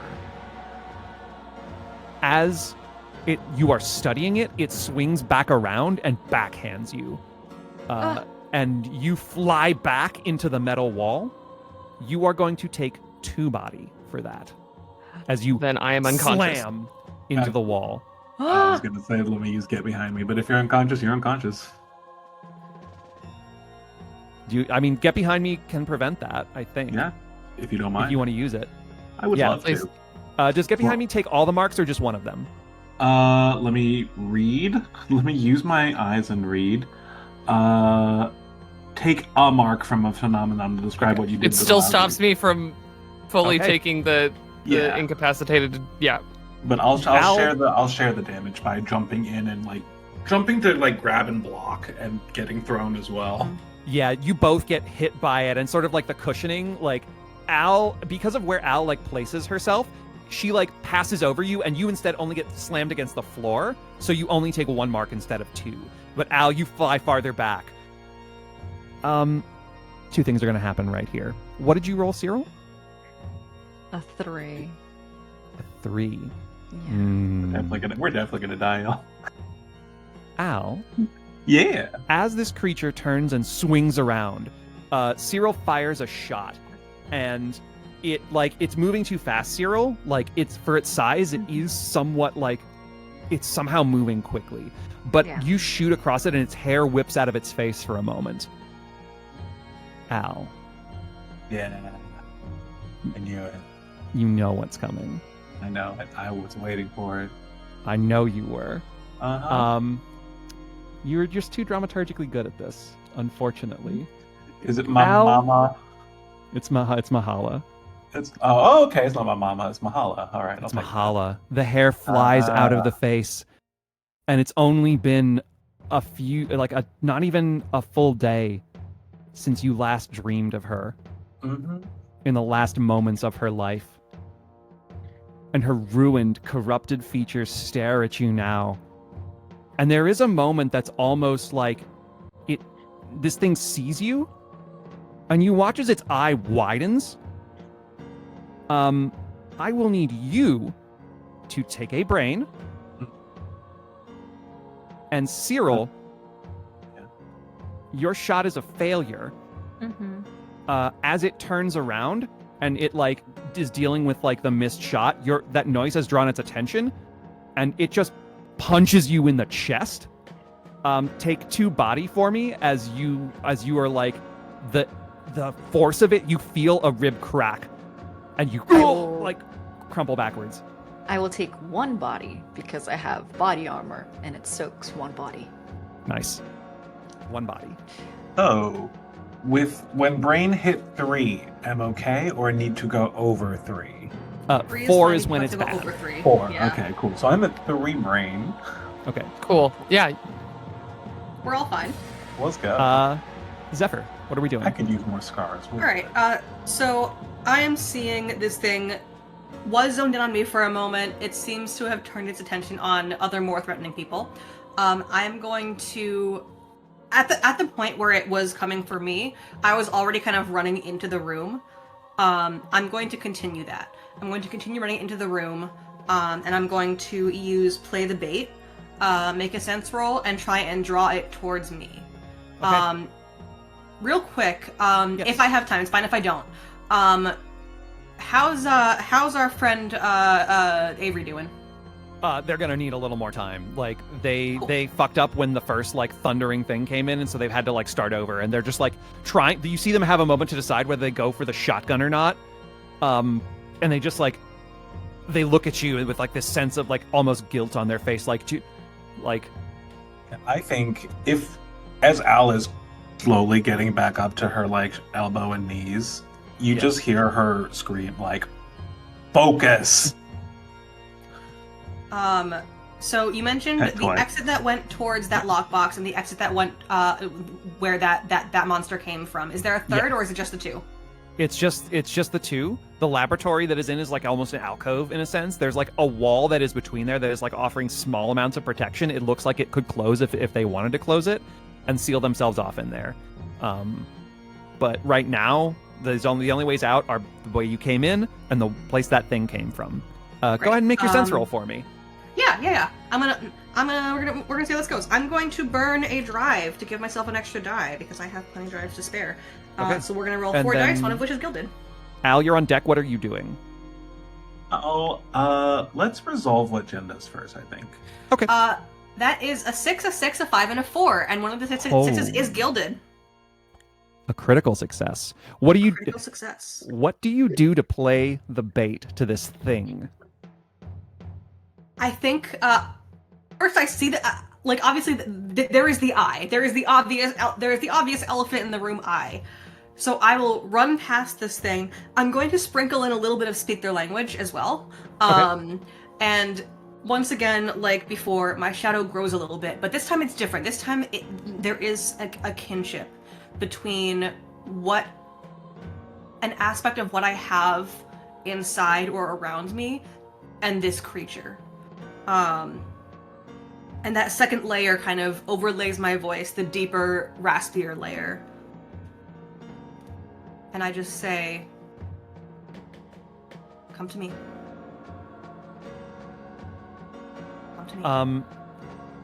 All of you in this room here overlapping both in the words you understand, but a second tongue on top of it and a deeper, more... The voice that comes out is not a voice. It's familiar to two of you.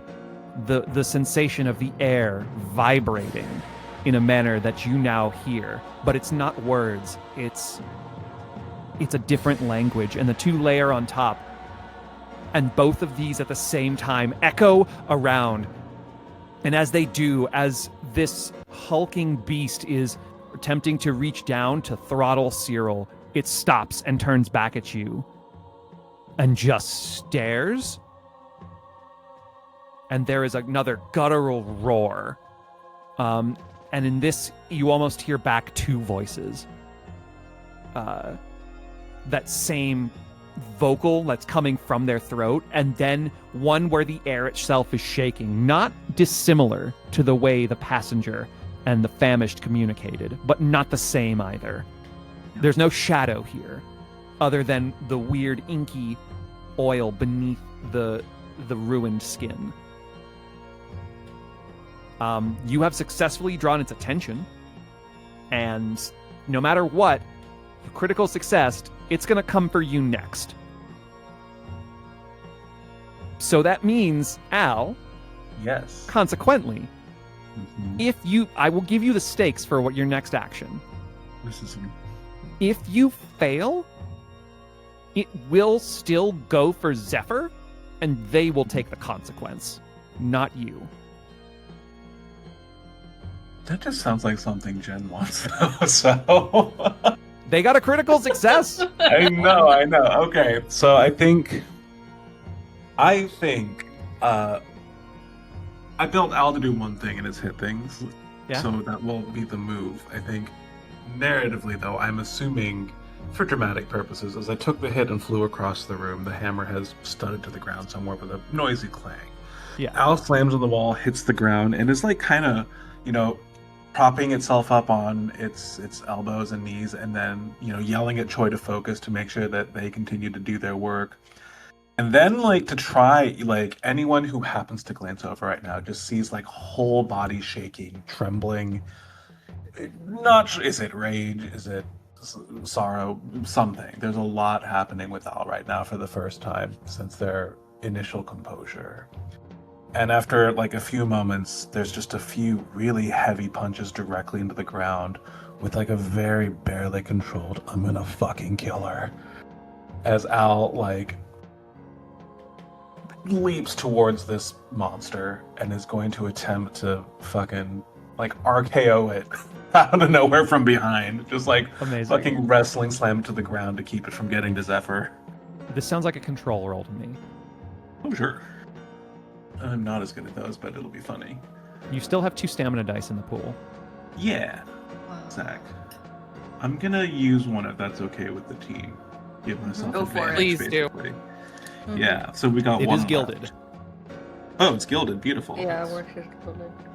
Then, so this is a 1 but a 6 on the gilded dice, which I'm going to use then, the stamina dice. So thank you for the Okay. stamina. Take So I will take take back a it. drive for nerve. Yup. And you succeed. You all watch as first you hear it. There is a bam, bam, bam, bam as Al is pounding the floor with its fist as hard as she can, and to the point where you see the pinky cracks and turns inward, and there is blood on the skin itself has ripped on the bottom of her hand, and she's up. And there is just a guttural scream now from its throat as Al charges and leaps over. And you just see as she wraps its arms around the back of this creature's skull and just drags it into the ground, just surprising weight.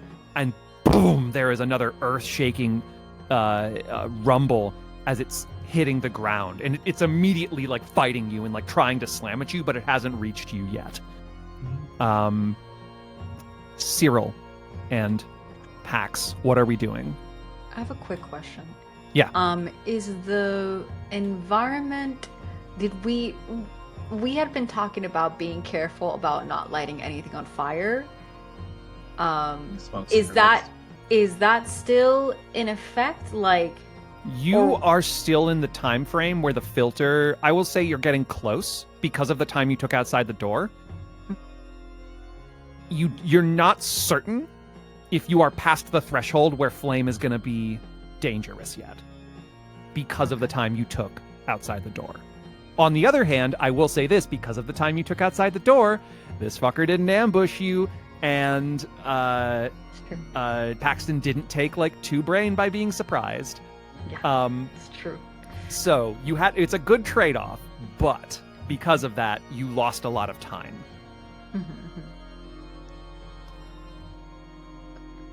Cyril was gonna do all reliable, set the thing on fire. But Oh God. just Listen, a little arson. You can still do it. We can do it at the end when we're leaving. Yeah, I don't think knowing the information that have been discussed about the fact that fire in this space could be dangerous for everyone, I don't think Cyril's gonna take that risk. So ooh.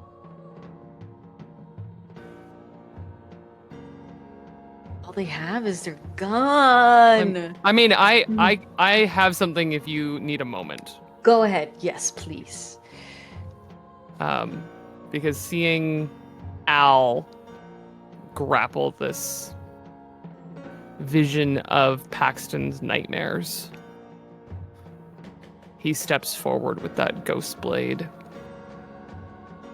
He's going to try and stab it. Okay.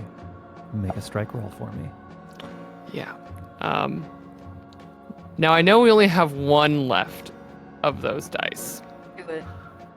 Take it. This is thematically Great. appropriate. Take it. Yeah. Why I'm doing it, not because it's mechanically smart in any way. It makes sense for the story. We look like a mechanically smart group. Mhm. We're here for the vibes. It's not enough. It's a 3. Ooh. No. Can I burn a drive to assist? You may. You can burn if you have a nerve drive. I do have one last nerve. Go ahead, if you want to. I'm last- You're a burning hero. it. The nerve. The nerve. One last nerve. I need you to roll well. It heard me. It rolled 1 better, a 4. Oh my 4. One better is enough. That's- Yeah. That is important.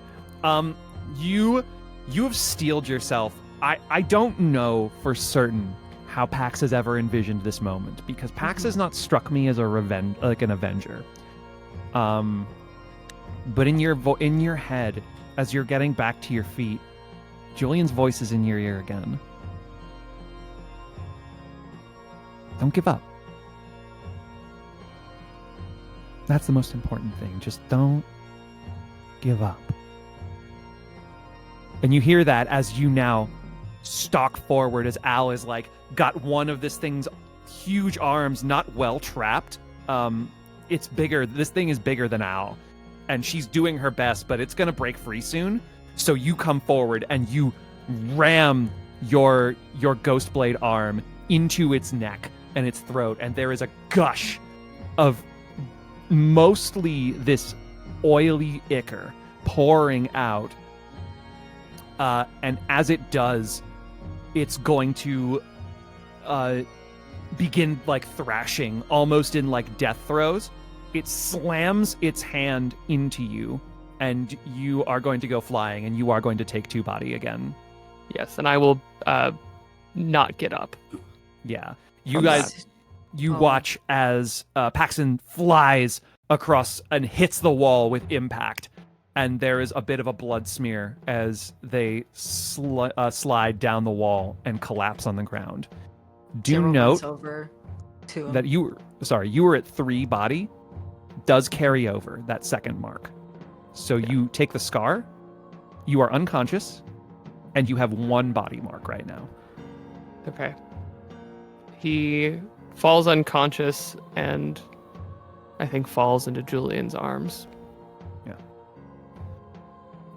Cyril. I mean, after seeing all of this and seeing the strike, not similar to having witnessed Pax take down the Dustmouth earlier, they just see as that very same moment is happening, and it's almost reactionary the way that they feel for that vial, that gun, thinking that they're going to need to use the second adjuvant vial, but instead they see Paxton's body just get flung across the room, and without hesitation, Cyril is running over to him to grab him. Okay. Yeah, his head is like lolling, and there's like a pretty sizable crack on the back of it, and blood is coming out. Yeah, I don't know. I don't have anything with me in regards to gear to help with this, but If you have gear slots, you can Yeah. conjure literally whatever you want. Gear is hammer space. Remember, someone can take an extra gear because of me. oh, for real?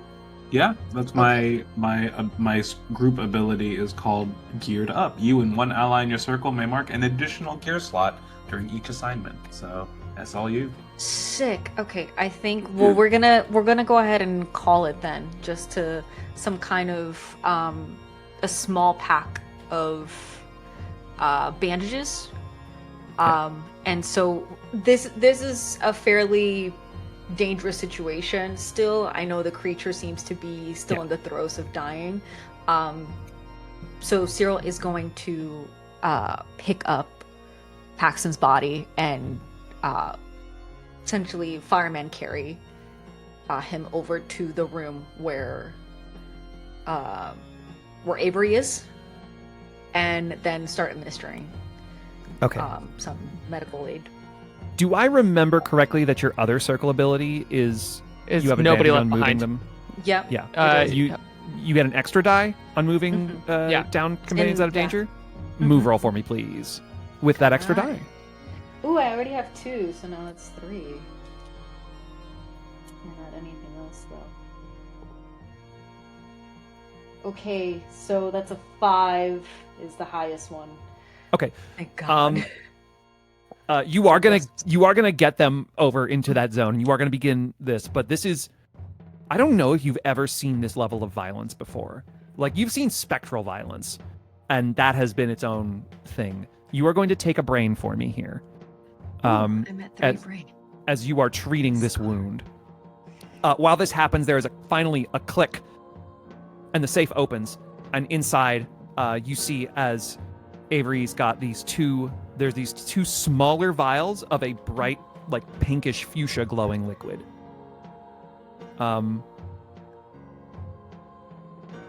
And they are going to grab them both out, and they're going to look at you. It's like, the injector. Give me the injector. Why?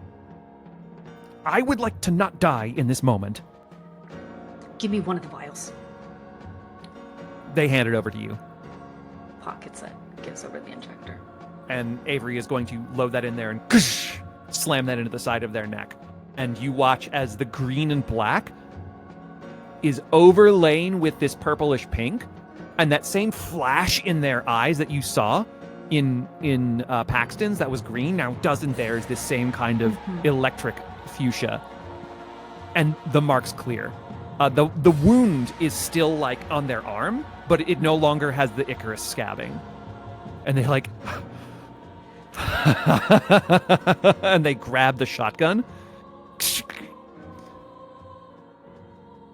And they look out, and they're like, oh, fuck, it's been too long, hasn't it? Here. And they set it down next to you. And they're going to reach in and pull out just like a knife of their own. And they're going to charge out at the creature and then stab it as well. But, like, in the chest. And it's just like they're trying to stab it, but it's still, like, thrashing around. Zephyr or Al, you guys are up. Whoever wants to go next takes it.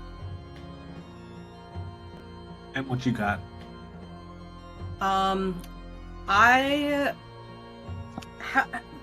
is this fucker looking? Like, death Pretty throes? Pretty bad. Okay. Like, but it's not, like, out yet, and it's way too dangerous if Al just lets it go right now. Yeah. I would like to go ahead. I'm going to mark a hand weapon. Okay. And I would like to stab it in the eye. Okay, what's your hand weapon? Let's just say just a small, like, pocket knife. Yeah. Let's say you got this from Riddy. On, like, let's say, like, on your 10th birthday, you got this little, like, do you think it would be a butterfly knife? It would totally be a butterfly knife. Yeah. You never got good at the spinning part of it, but, like, now in just this moment, I think with Paxton and having fallen, you just, like, whip it out and just jam it down. Can I get a strike or control roll for me? I would love to do a control, not a strike, please. I will allow it. Yay! Okay, that's a 4. I'm not going to go into detail because I'm sure people have eye things, so we're just going to say I stab it. Yep. There is a soft squelching as this time it pierces through, and as it, like, descends in the brain, you notice that the smaller wounds that are on the chest that Avery is doing, you can see them, like, after Avery withdraws the blade, they close up on the chest. Like, it's, some of the wounds are healing, not the one in the neck, though, not the one from the ghost blade. And as you drive this through, it's not it doesn't have the same power, but it has caused damage. You can see the eye is trying to reform in this moment. and it is going again to just sort of like slam out, and it gets an arm free from Al's grasp and slaps you away. You are going to take 2 body. Oh. Am I? Al? I'm out. Yeah, great. Sorry. Can I grab... Is Zephyr's knife within range of me? It's still in the eye if you want it to be there. Beautiful. I'm gonna grab it from the eye, and I'm not gonna stop stabbing. Okay.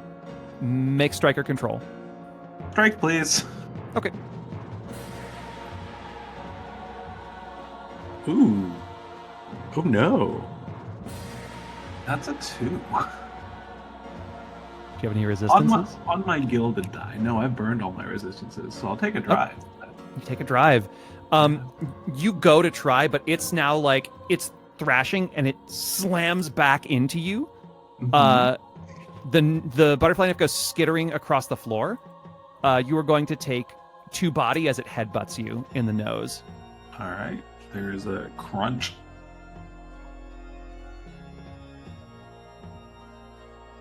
Oh, did you freeze? Oh, that's it. No, I just said there's a crunch. Yeah. That's it. That's an entire sentence. Yeah. It like pushes itself to its feet as it like shakes off of you for a moment, and it's like staggering. Like this gash in the neck from the ghost blade is just pouring out ichor, and it stopped pouring out regular ichor and is now almost this dark murky blood pouring out. And as that's happening, you watch as like some of the oily like flow beneath the skin is fading. And it looks around and it like sees Zephyr and is now lurching towards Zephyr again. It is going to reach out and try to bite you. I need you to make a move roll.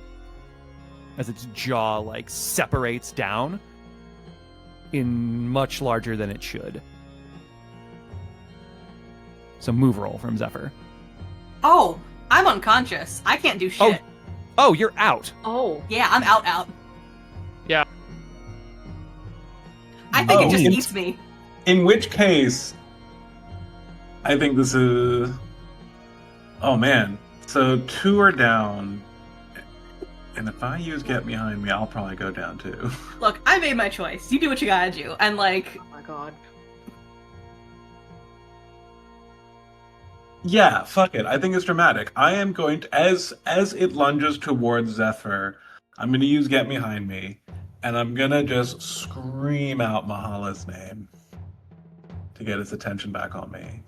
Make a sway roll. Oh, this is too Oh, good. Make a sway roll, please. I'm at disadvantage on those. But I'm going to give you... everything Hold on. I'm going Uh-huh. to... Because of this situation, you get a flat roll here. Okay, I'll take a flat roll. Do they not get the +1 because they're doing it to protect someone in the circle? Mhm. Is that... Oh, do I Nobody get... get- nobody. Any left roll behind? a player makes in the scene to protect them or get them out of danger has a +1d. Oh, there we Okay, go. so it's going to be 2 die. Because die. you got advantage because of the situation and your connection and the Mhm. prior like recognition, and you get this one other because of your circle ability. Look, Mama's rolling hot tonight. That's a 5 and a 6. Please tell me how you do this. Like, kill it, or... Well, here's what's going to happen: is you Yeah. get between it, right? Uh-huh. And what do you do? How do you stop this from latching onto Zephyr? Oh, I got this. Okay, so, you know, with that sort of speed born of desperation that you have, right? When you see someone whom you ostensibly care about, right? Yeah. Being, you know, the situation we're all in where a big slavering monster is about to bite it. Al, sort of, like, I guess cinematically just appears in front of it. Just for a moment, like, despite the blood dripping from its face and, like, the nose twisted and, like, beat the fuck up, woozy, staggering, just leans forward and, like, grabs the Mahala face and just puts its forehead to it and just holds it there for a moment. That's so good. Here's how I think this goes. You scream its name. You scream Mahala's name as you do this. The force of it was lunging in. It doesn't slow down. Like, it's not a gentle touch. It slams into your skull. You're gonna take the 2 body. Mm-hmm. And as it like hits into your already like broken nose, and you fall backwards, there's just that moment where Cyril, you and Avery watch as Al starts to like fall backwards to the ground. This thing reaches out its undamaged arm and like catches Al.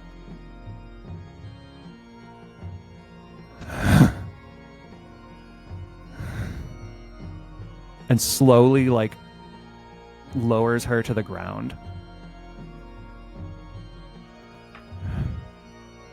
Looks over at you, and its eye is not red anymore. It is brown. And it looks at you, Cyril, with a look that is almost like, I'm counting on you. And it reaches its hand up into its own throat and just rips down. And as this spray turns from oil to that dark blood entirely, it falls over to the floor. The only one still up. Oh my god. The threat has ended. Wakey, wakey. Self. Please tell me, with your new scars, what abilities you shift. Yeah. How does shift work? You take away 1 point in one of your abilities and move it to another one. If you do it on Narratively, any plane- this usually is affected by how you received your scar. Yeah. I'm ready. Okay, go ahead. Because I've had time to think about it because I went down a while ago. So the head injury from hitting the wall, when Paxton finally wakes up, he will have limited vision in his right eye from the impact. And mechanically, it will make him less perceptive of the thing that he's been using to stay alive this whole time to convince people to charm them, because he's trying to figure out what's going on around him a little bit. He's a little disoriented. So I'm going to move 1 point from sway and add 1 to control to never do that again, to do better when people actually need him. Okay. I'm gonna become a little bit anosmic, I think. I'm gonna lose some of my sense of smell, which I think takes away some of my survey. Okay. But because of the situation with Mahala, I would like to put it into focus to remember. Okay. I love that. Zephyr?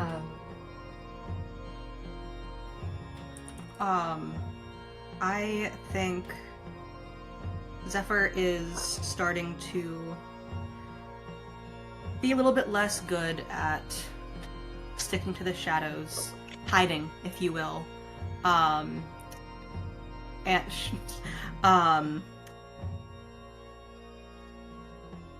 I think just this experience being absolutely just beaten up on by this fucker is kind of going to make them honestly remember that they can take it. That they are sturdier than they think they are. We are going to move, we're going to take away from hide, and we are going to put into strike. Okay. The 3 of you come back to consciousness. Yes, you're all. I also have a scar. Wait, what? I have a brain scar. Because I started in the first episode with 1 already, and I got a brain at the beginning with the nightmare, and I just got another one. So that's just 3 though, right? But it says that I do get a scar. It's on when you click the 3. Oh, no. You have to click the scar button. That's the 4th one. Yeah. So I I don't have it yet. see. Three marks is fine. It's the 4th mark that sends you over. Yeah. JK, so close. guys, I'm so cool. I'm so cool. You are I'm so Fine. I'm so pleased you wanted to join the We All Got Hurt club. Me I was too. gonna say, you can't join Scar Club. Amazing. Sorry, no Scar Club for me. I was like, Sorry.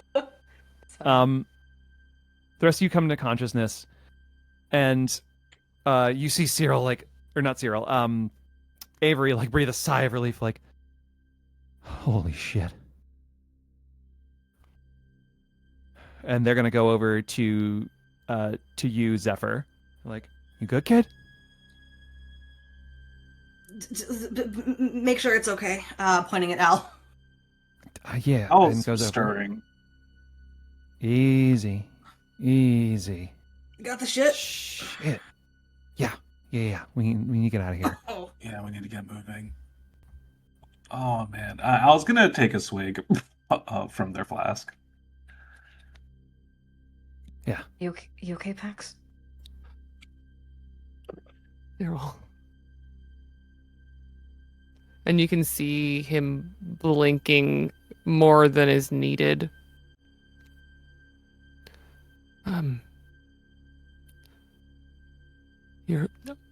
Where's everyone?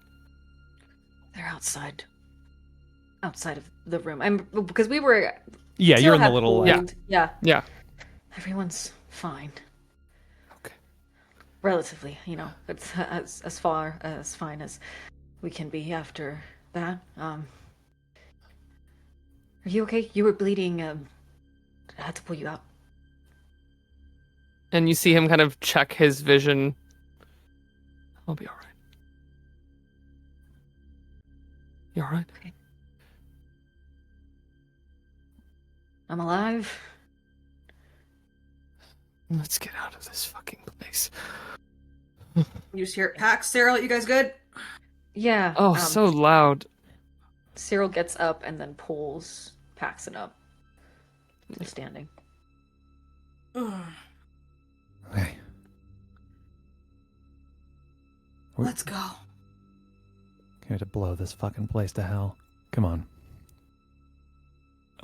You make your way back down the hallway. You do not encounter any other dusk mouths along your way. And you make it back to the very first chamber that you began in.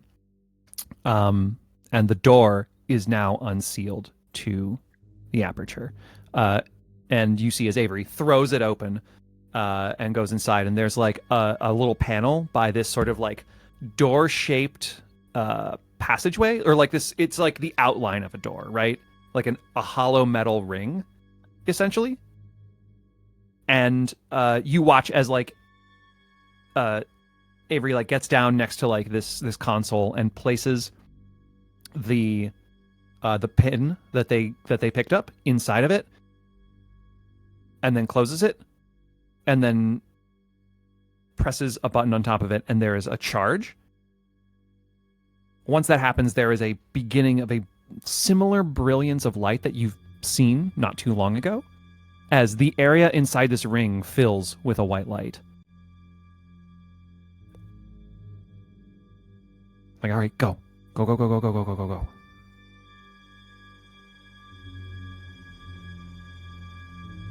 I'm gonna be the last to leave, I think.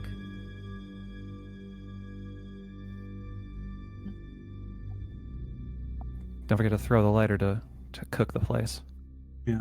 Al tosses, flicks it on and tosses it. Yeah, and you see as it's skitters across the hallway and just is burning there for a bit. So you all pass through.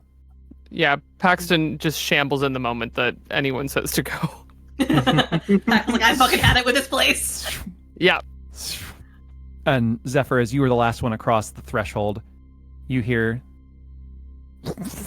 as you step through, as you catch in the corner of your eye the beginning of a fireball expanding outward.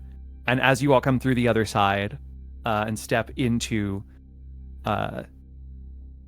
you step back into an air that is familiar, where motes of light are flashing about you as this gate of light closes behind you as there's a wave of heat that is coming towards you from it, but it closes shut before any fire comes through. You're back in the Fourth Pharos. And in fact, the room you're in, you find yourself in one of the conference rooms not very far away. You figure, given the layout, from the one you were in your briefing not more than a day ago. In the room with you are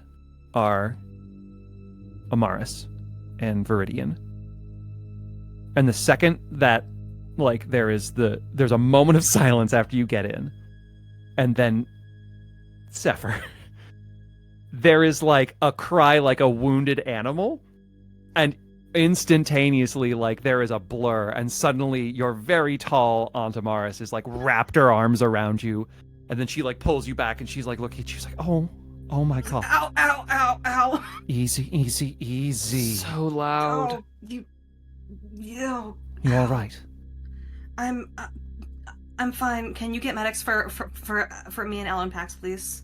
Of course. Is Iran around here? No, Anrin is not in this room.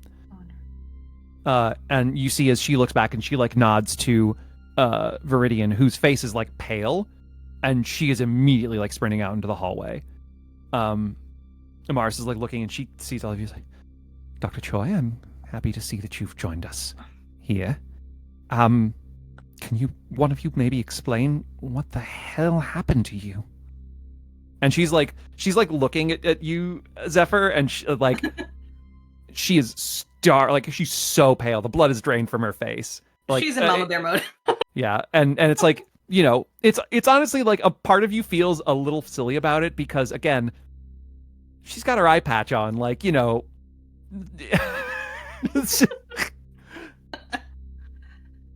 I'm just I mean, well, Troy can explain exactly what happened better than we can, and as far as what did this to us, I think Paxton may be the man to ask.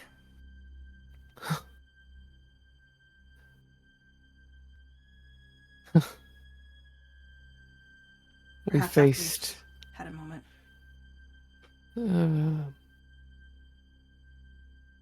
eons as usual, up to something violent and dark.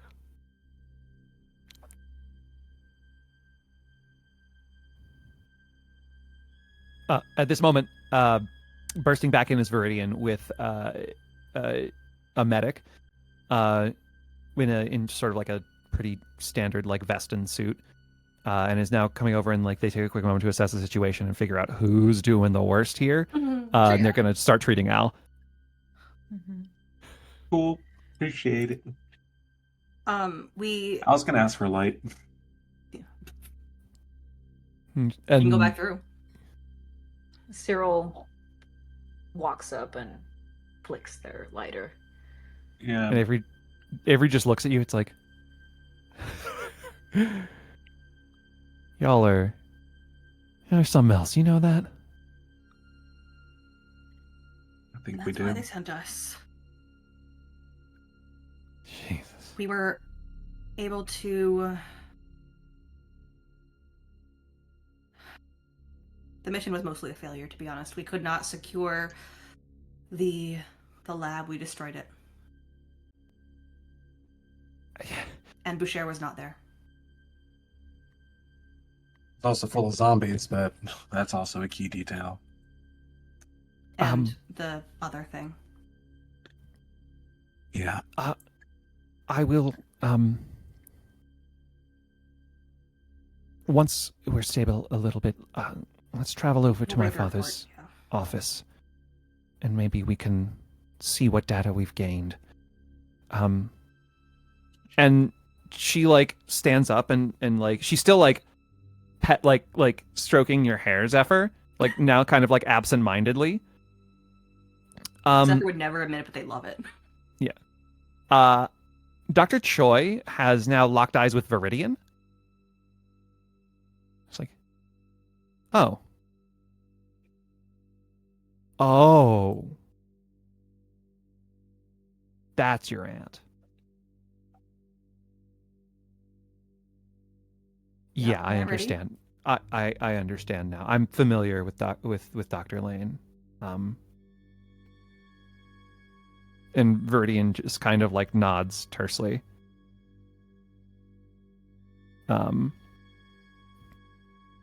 It's the tension between them is. Paxton stands up to go find Anran. Yeah. And Mark's like, easy. Come on. We'll make our way over. Darling, will you come with us? And and Verdian just kind of nods and looks back at Avery one more time. I forgive you, she says. It's like, that wasn't what I was. I had my part to play. I didn't. If you told me you wanted out, I would have got you out, okay? She's like, I know.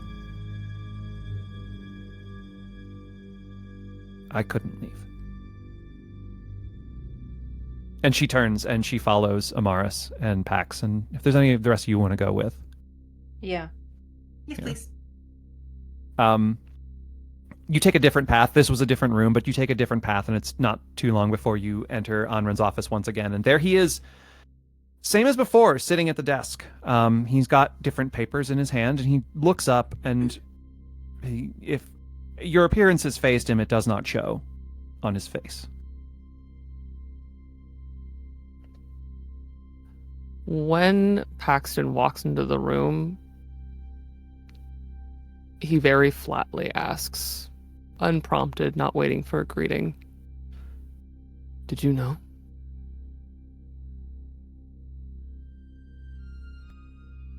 He's going to take his papers and stack them together, kind of to hit them against the table to align them, and sets them down. And he folds his hands in front of him. Did I know what? That the thing from Schrader Street was down there. He sits up.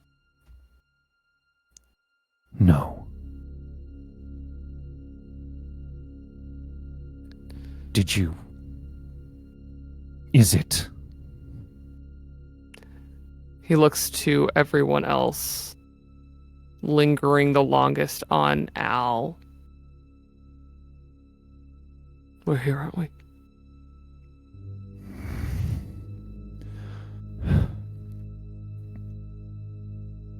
Good. Paxton, you knew No. that thing?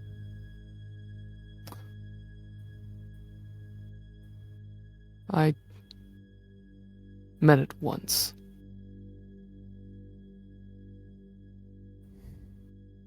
Once was enough.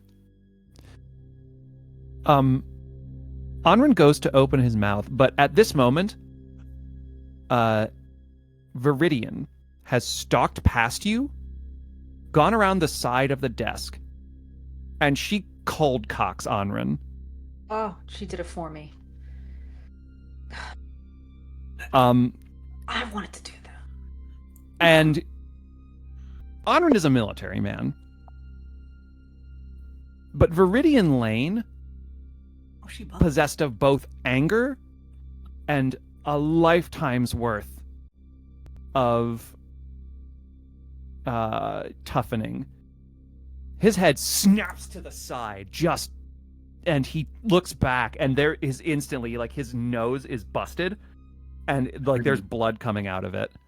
And he just reaches up. Feel better? She goes, I had a word with Avery a moment ago on our way here. You knew more than you said in that meeting. Why? And he just takes a moment to blot his nose a little bit more. And he reaches into his jacket for a handkerchief and just begins doing this. And then he clicks his nose back into place. It wasn't important.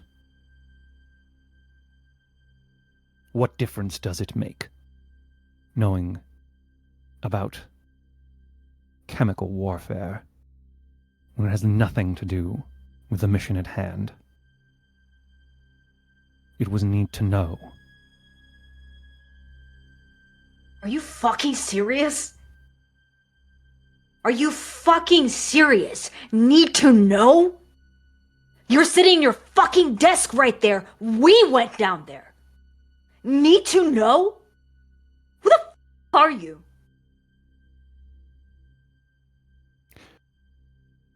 I am General Anren's song.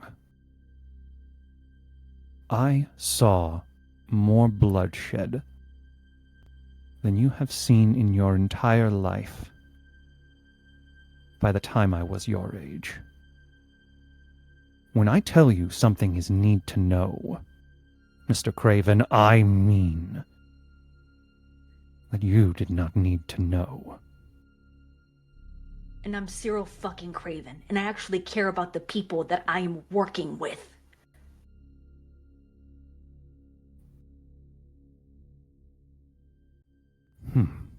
Permission to speak.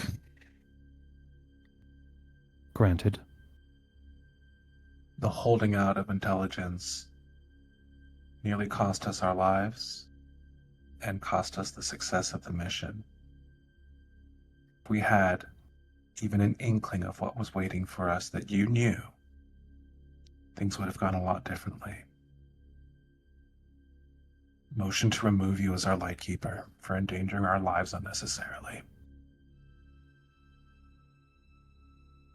He looks around at the lot of you. I cannot be unbiased in this.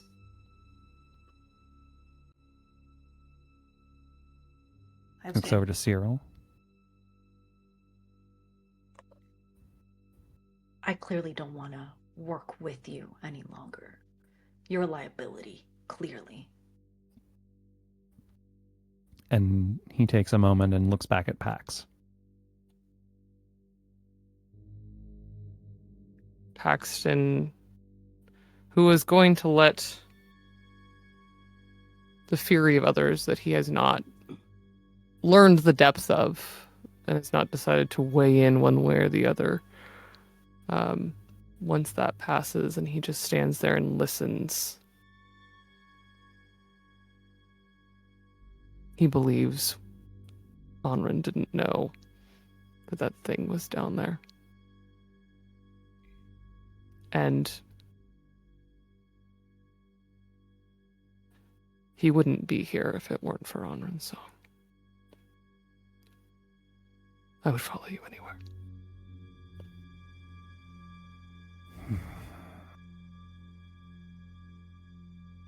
Dabs the blood coming out of his nose one more time as it starts to coagulate and begins folding the handkerchief. I think Cyril looks over at Paxton and there's like this look of just like shock and almost like derision. Just Pax just kind of motions, like, not dismissively. I think he can see and he can feel it even if he couldn't see it. But he motions in just kind of a like, just hold on. I'll tell you later. Anren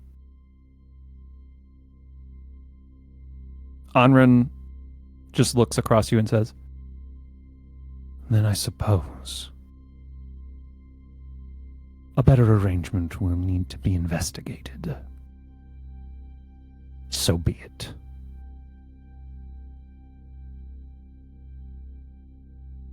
For now, why didn't we need to know? Why did you think that it was worth sending us down there?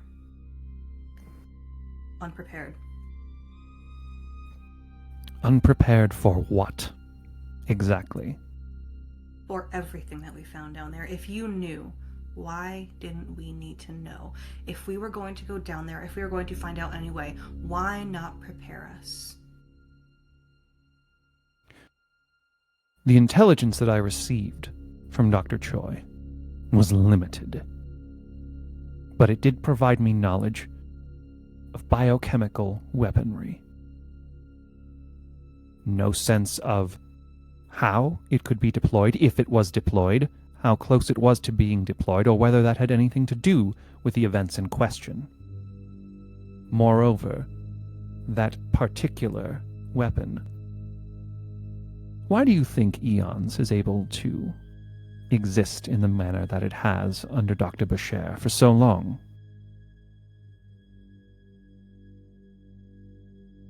That sounds like a question that you're going to answer after looking disapprovingly at us for a few moments. The woman has made deals within the primacy for the exact provision of things like this. Your knowledge of it now endangers you. So it endangers us a day later than it would have. But if we died down there, then the secret was safe. This organization runs on trust and information sharing where it needs to happen. And I know you don't trust me, but you could have at least told everyone else. This organization has existed for thousands of years, not because of trust, but because of a shared common goal. It will exist thousands of years from now, until its mission is achieved.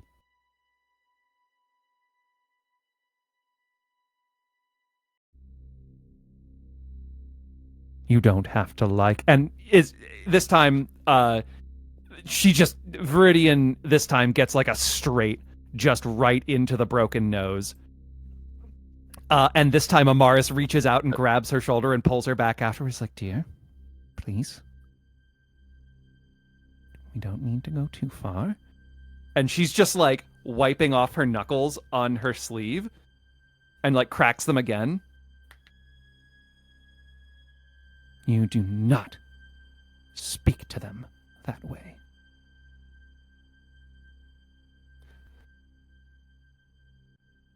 And this time he just comes back to center, and there's like, he's just not even bothering to deal with the blood now. The second time when he comes back, there is a hand out with a handkerchief that probably doesn't smell great that has been produced from Paxton's jacket. He puts a hand up to just like ward you away. He's like, no. Your request is noted. I will bring it to the Council of Lightkeepers. And I will do everything in my power to assure transfer to someone who can be understanding of my grandchild's condition.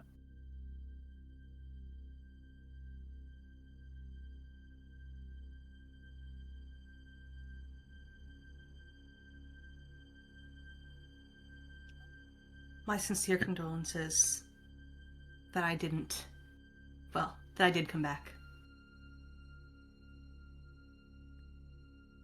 And I'll just do this exaggerated bow and walk out of the room.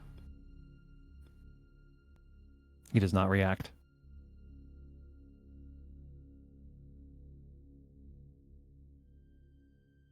Exit Zephyr stage left.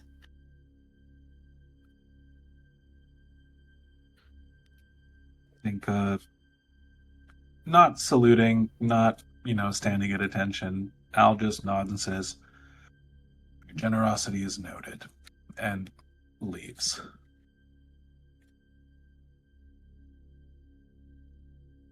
Cyril gives Paxton, who seems to be standing to the right side of Onran, back in his place. Gives him one look before turning around and leaving with the rest of the group. Amaris is like slowly been pulling Viridian out of the room because Viridian is like going, but she has not unlocked her gaze from Onran. It's like the breaking point of, I think, 30 years of bad blood. And on her way out, she just looks back and points at him. It's like, if I ever see you near Zephyr again, I will kill you. And she turns and walks out, and Amaris just looks back at her father, like, coldly, with this kind of, I fucking tried, and follows out afterwards. And right now it's just Avery and Paxton, and Avery is, like, slowly slinking out, like they are way over their heads here. They slink out into the hallway. I can do chemical warfare, but I can't do family drama. I can't do this. Yeah, It's the rude. disappearing. Is the kid disappearing meme like just completely disappearing? So Pax, it's just you and Anran in the room right now.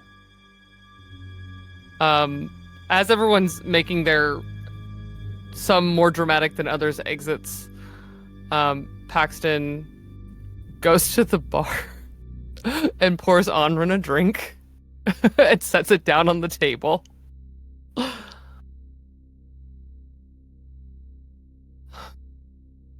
I think you and I need to have a talk. Well earned, I suppose.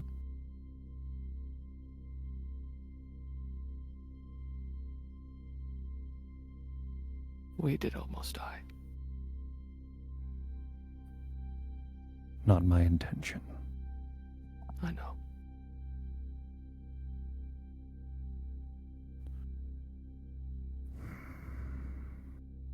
He like reaches up and touches his nose one more time and just sees like the blood that just keeps pouring out, and he reaches down and grabs the glass and takes a sip.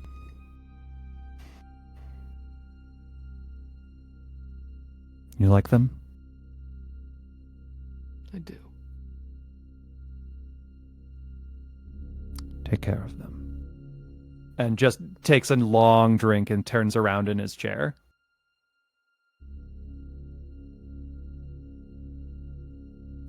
And Paxton goes to say something, but between Anran beginning to clearly end the conversation and holding on to a thin hope, he closes his mouth and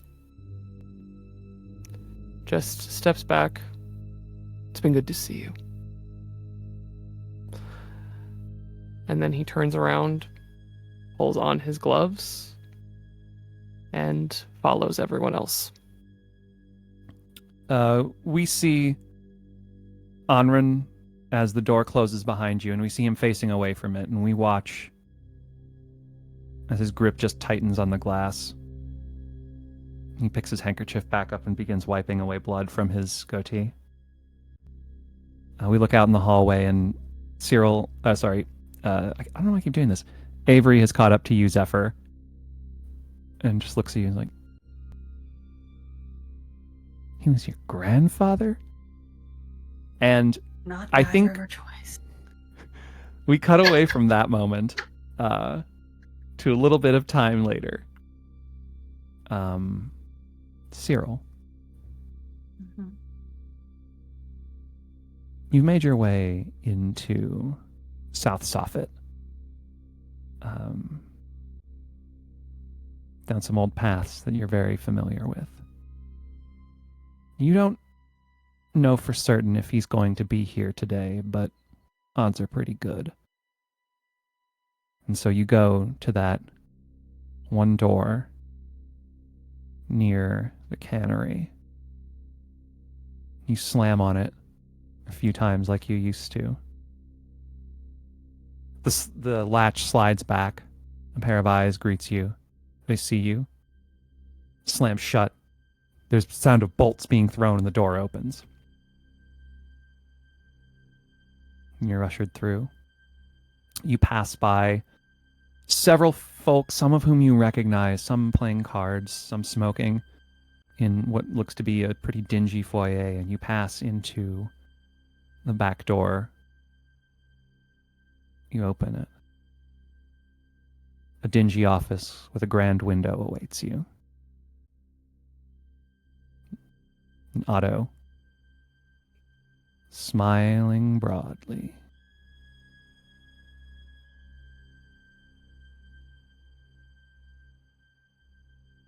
You have something for me, boy. I guess I got around to you, yeah.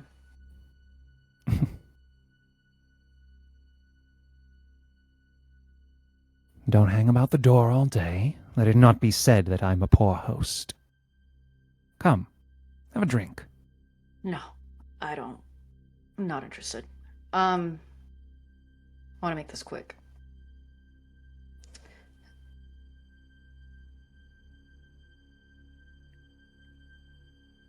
You, between all of the bullshit, chicanery, and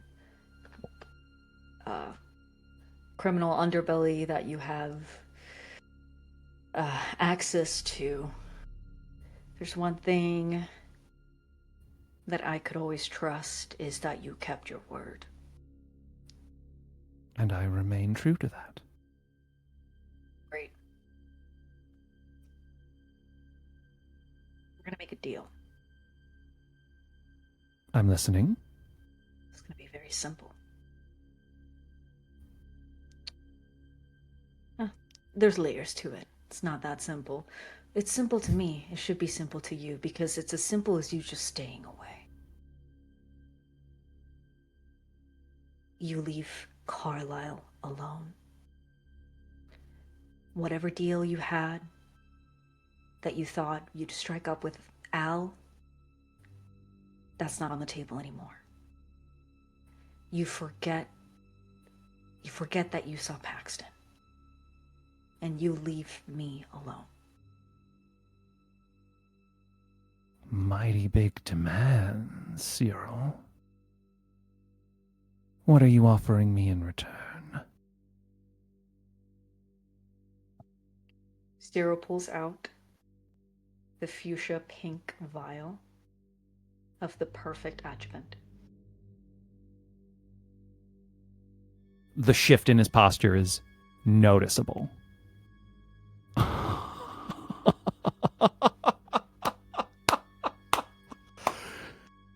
My boy. I'm not your boy. I'm not part of your family. I'm not part of your crew.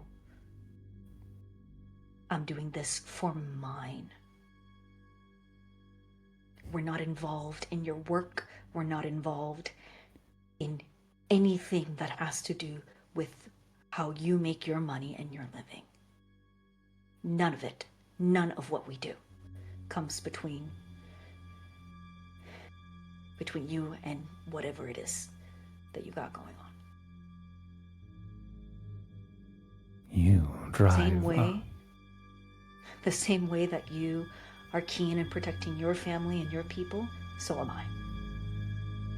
His smile is genuine. I'm so proud of you. He opens a desk drawer and pulls out Al's pistol and sets it on the desk and slides it across to you. And holds out his hand. Hands it over. Keep your word. I always do. Leave me and mine alone. You have my promise, Cyril Craven. I will not mess with yours. And I will no longer ask you or Carlisle to be a part of my family. And he puts his hand out on top of the desk. Do be aware. This also means you no longer hold any privileges within my family. Behave in such a manner, and we will have no issues.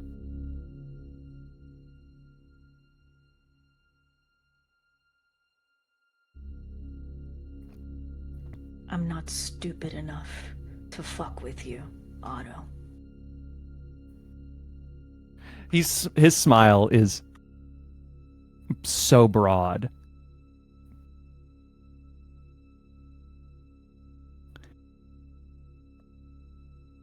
I'm going to give you a piece of advice for free.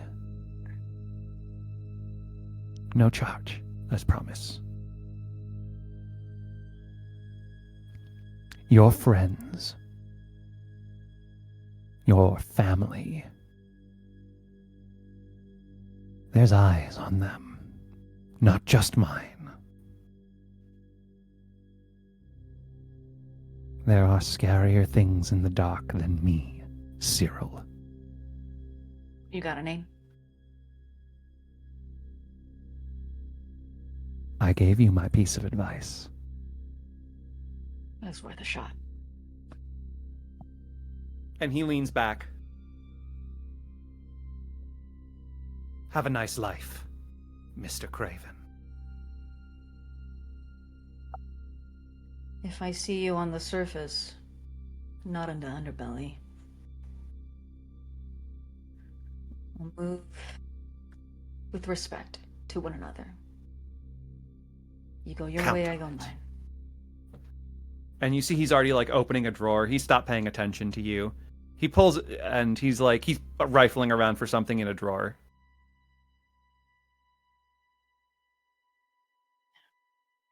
And Cyril turns around and walks out.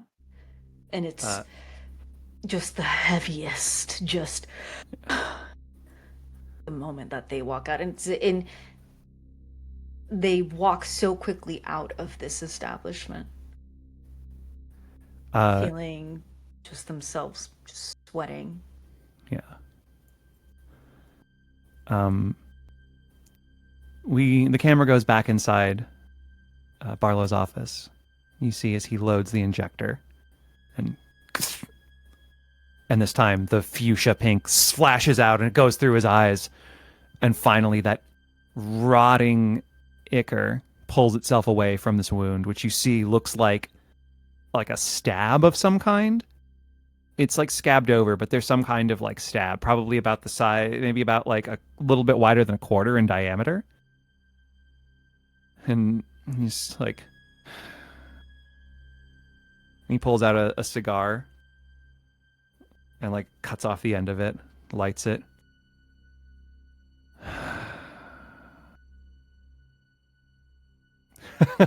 And he just starts laughing. And as we pull back through the window, the camera cascades over the town, or the whole city of New Fair. And we travel from South Soffit all the way to Briar Green. We see a patrolman of the periphery walking around a ruined building that looks like it's like cleared away like halfway into construction. And there's a sound of a bell for like the 8 o'clock hour. And when he hears it, he looks up and he like reaches down and feels like this pouch of money in his pocket. You hear it jingle. He turns and he walks away from this building. We see a figure approach it now on this empty street. Wide hat, long velvet coat. Her heels click against the cobblestone as she steps into this construction zone building. Like she just goes past the barricades as if she's supposed to be there. And the farther she walks through this construction zone, the more rubble that we see that hasn't been cleared away yet. Some of it we start to see has soot, ash. There's cinder-darkened lumber lying around. She goes to the back and she passes by this one area where there's like a pile on top of what looks like stairs going underground. We hear a tut and a sigh. She proceeds a little bit farther past that to a place that is darkened with the highest density of soot and ash still. She like rifles through it. There's a sound as she steps in. She looks beneath her foot and there is a broken mug. It looks like something a child made, like a handmade clay mug. That's just kind of broken beneath her foot. It was already destroyed, but like she stepped on the porcelain pieces and it cracked even farther. She sweeps it aside with the edge of her foot. She leans down against the ground and begins taking a gloved hand across the sooty floor, sweeps it away. And as she does, we see markings in the floor. Symbols that we can't decipher or recognize. It's in a circle maybe about this wide, like about the size of a plate. And it's not etched into the floor. It's like it's a part of the floor. Like it was always there, but it very clearly doesn't belong. And she smiles. She says, "There you are." She reaches into her coat, pulls out a vial. A little syringe with a wide injection. Not a needle, but like a wider one. Inside of the vial, we see a dark black substance intertinged with something violet. This sort of electric pink purple. And she leans down against it and she depresses the plunger on the syringe, and this concoction pours out onto this sigil emblazoned in the floor. As soon as this dark substance in there comes into contact with it, there is a bubbling, a hissing, a reaction. Something in this sigil is reacting to the sludge that is just poured out. And we watch as it begins swirling and binding together with the glowing electric. And as steam begins to rise and the hissing and bubbling continues, we watch as a figure begins to grow out of this sigil, bubbling, frothing higher and higher, and it begins to take shape and form until there is a flash. Steam is cooking in the air. We see a figure standing there. A human. There are no clothes on them as they have just formed in this space, and the sigil is now gone from the floor. And we see, tracing up this figure, they're not terribly tall, maybe 5'5". The camera goes up past their back, and there are two dots we see right at the cervical spine, and a mess of blonde hair about this long. And we see the camera is behind the head of this person, whoever it is. And we see the smile on the other woman's face, broadening. "Long time no see, Doctor." And the camera turns back around. We see black sclera and the brilliant emerald eyes of Viridian Lane. What the fuck? And that's where we're going to end tonight. What? Okay, what if we didn't? Yo. I mean, look, we just had a raid, so we can't stop now. Like, you know. Thank you, Raiders. What a time to come in. Viridian this- clone? This has Yeah. been the Viridiant. conclusion of the pressure arc of the Circle of Seekers and Sinners. We are back next Friday, finally 2 in a row, for the start of our next arc, which is... I'll hold off on the title. I'm not going to tell You you. little bitch. Yeah, enjoy. But we will be back at the same time, same place. And I hope to see you all then. We're going to do a round of outros, tell you where you can find us when we're not here. And so we'll go ahead. Let's start Cyril, Angie. Wow. Hi, hello, everybody. My name is Angie, aconthetic on the internet.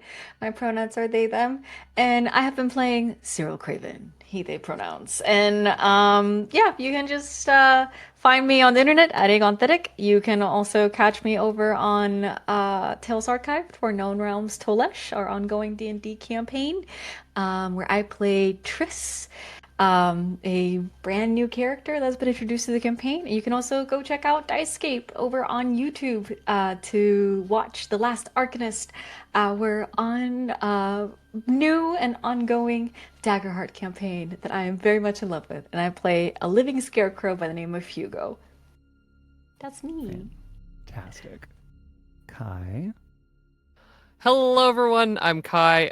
You can find me everywhere as Estelle of Imladris. I am a TTRPG performer, game designer, consultant, wearer of literally 1,000 hats. You can find me tomorrow over on Transplanar RPG for another part of Arc 4 of the Chaos Protocol, where we are playing Force of Extinction in a very heavily apocalypsed world that has come back to bite me in the ass. TM. And then you can find me over on my channel. I stream twice a week over there. Estelle Ladras here on Twitch, where on Mondays I do a show called Seems Right. It's a show about costuming and storytelling, and I do everything from talk about the practice of writing TTRPGs and playing in actual plays to costume history and everything in between. And then I will be over on Happy Jack's RPG on Tuesday for more Road to Nowhere. It might be the finale of Road to Nowhere, which is an Electric State actual play. Yeah, and then I'll be back here on Friday for maybe crying or at least shaking in absolute fear. But yeah, that's me. Phenomenal. Jen. Hi. First off, I will never shake an absolute fear of Dan because they are a teddy bear, and nothing will ever convince me otherwise. Second, Take that back. Nope. Second, hi. I've been Jen. My pronouns have been they, she. I've been playing Zephyr, the local friendly clone nibbling now. Like the clone has a nibbling. Sorry, I don't make the rules now. I have 3 ants.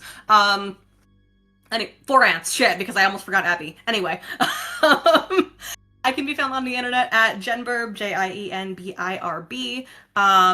The most imminent thing that I've got going on is tomorrow at 4 o'clock Eastern. I can be found over on Starcrawl RPG, playing a One Ring game. I swear I'm playing I am somehow playing both a less edgy and edgier character than I'm playing tonight. Don't ask me how. It just, yeah. But yes, come and watch me be a Lord of the Rings nerd.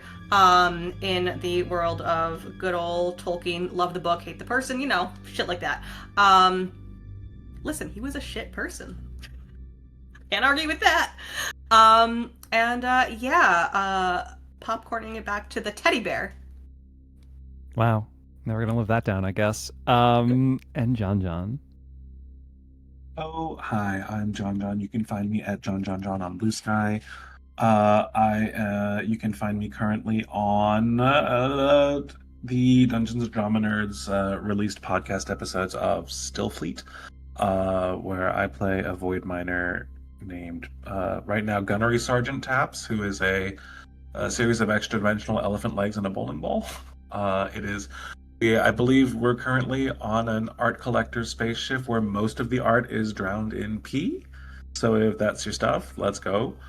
And there's hell signs happening, so a wild time. Watch us fail forward into shenanigans that our GM never ever saw coming. And then, I float around. I'm on Magic the Gathering screens. I'm on actual plays here and there. I'm around. You'll find me. I float here and there. I have no real home base. I'm like a little TTRPG butterfly. And you can find me at PAX U at the end of the month. So come say hi. Come run a workshop on how to run a one-shot. Organized by Dan, facilitated by me and some other wonderful Asians. And it's going to be a great time. That's it for me. Oh, you know what? Actually, fun thing. There were applications today, so I slammed down an application to try and join Zoran Mondamni's transition team. So let's fucking go. Yeah. Let's get active. All right, that's it. That's me. I pass it back to the teddy bear, apparently. Oh dear. What have Oh, you done, yes. Jen? I Note have to explicit self, be worse to I need y'all to know that others. Dan threatens Um, all of my aunts like every other day, and you know. We're getting listen. They're still on the table. Hi Dan everybody. Pixel lesbian erasure arc. Got it.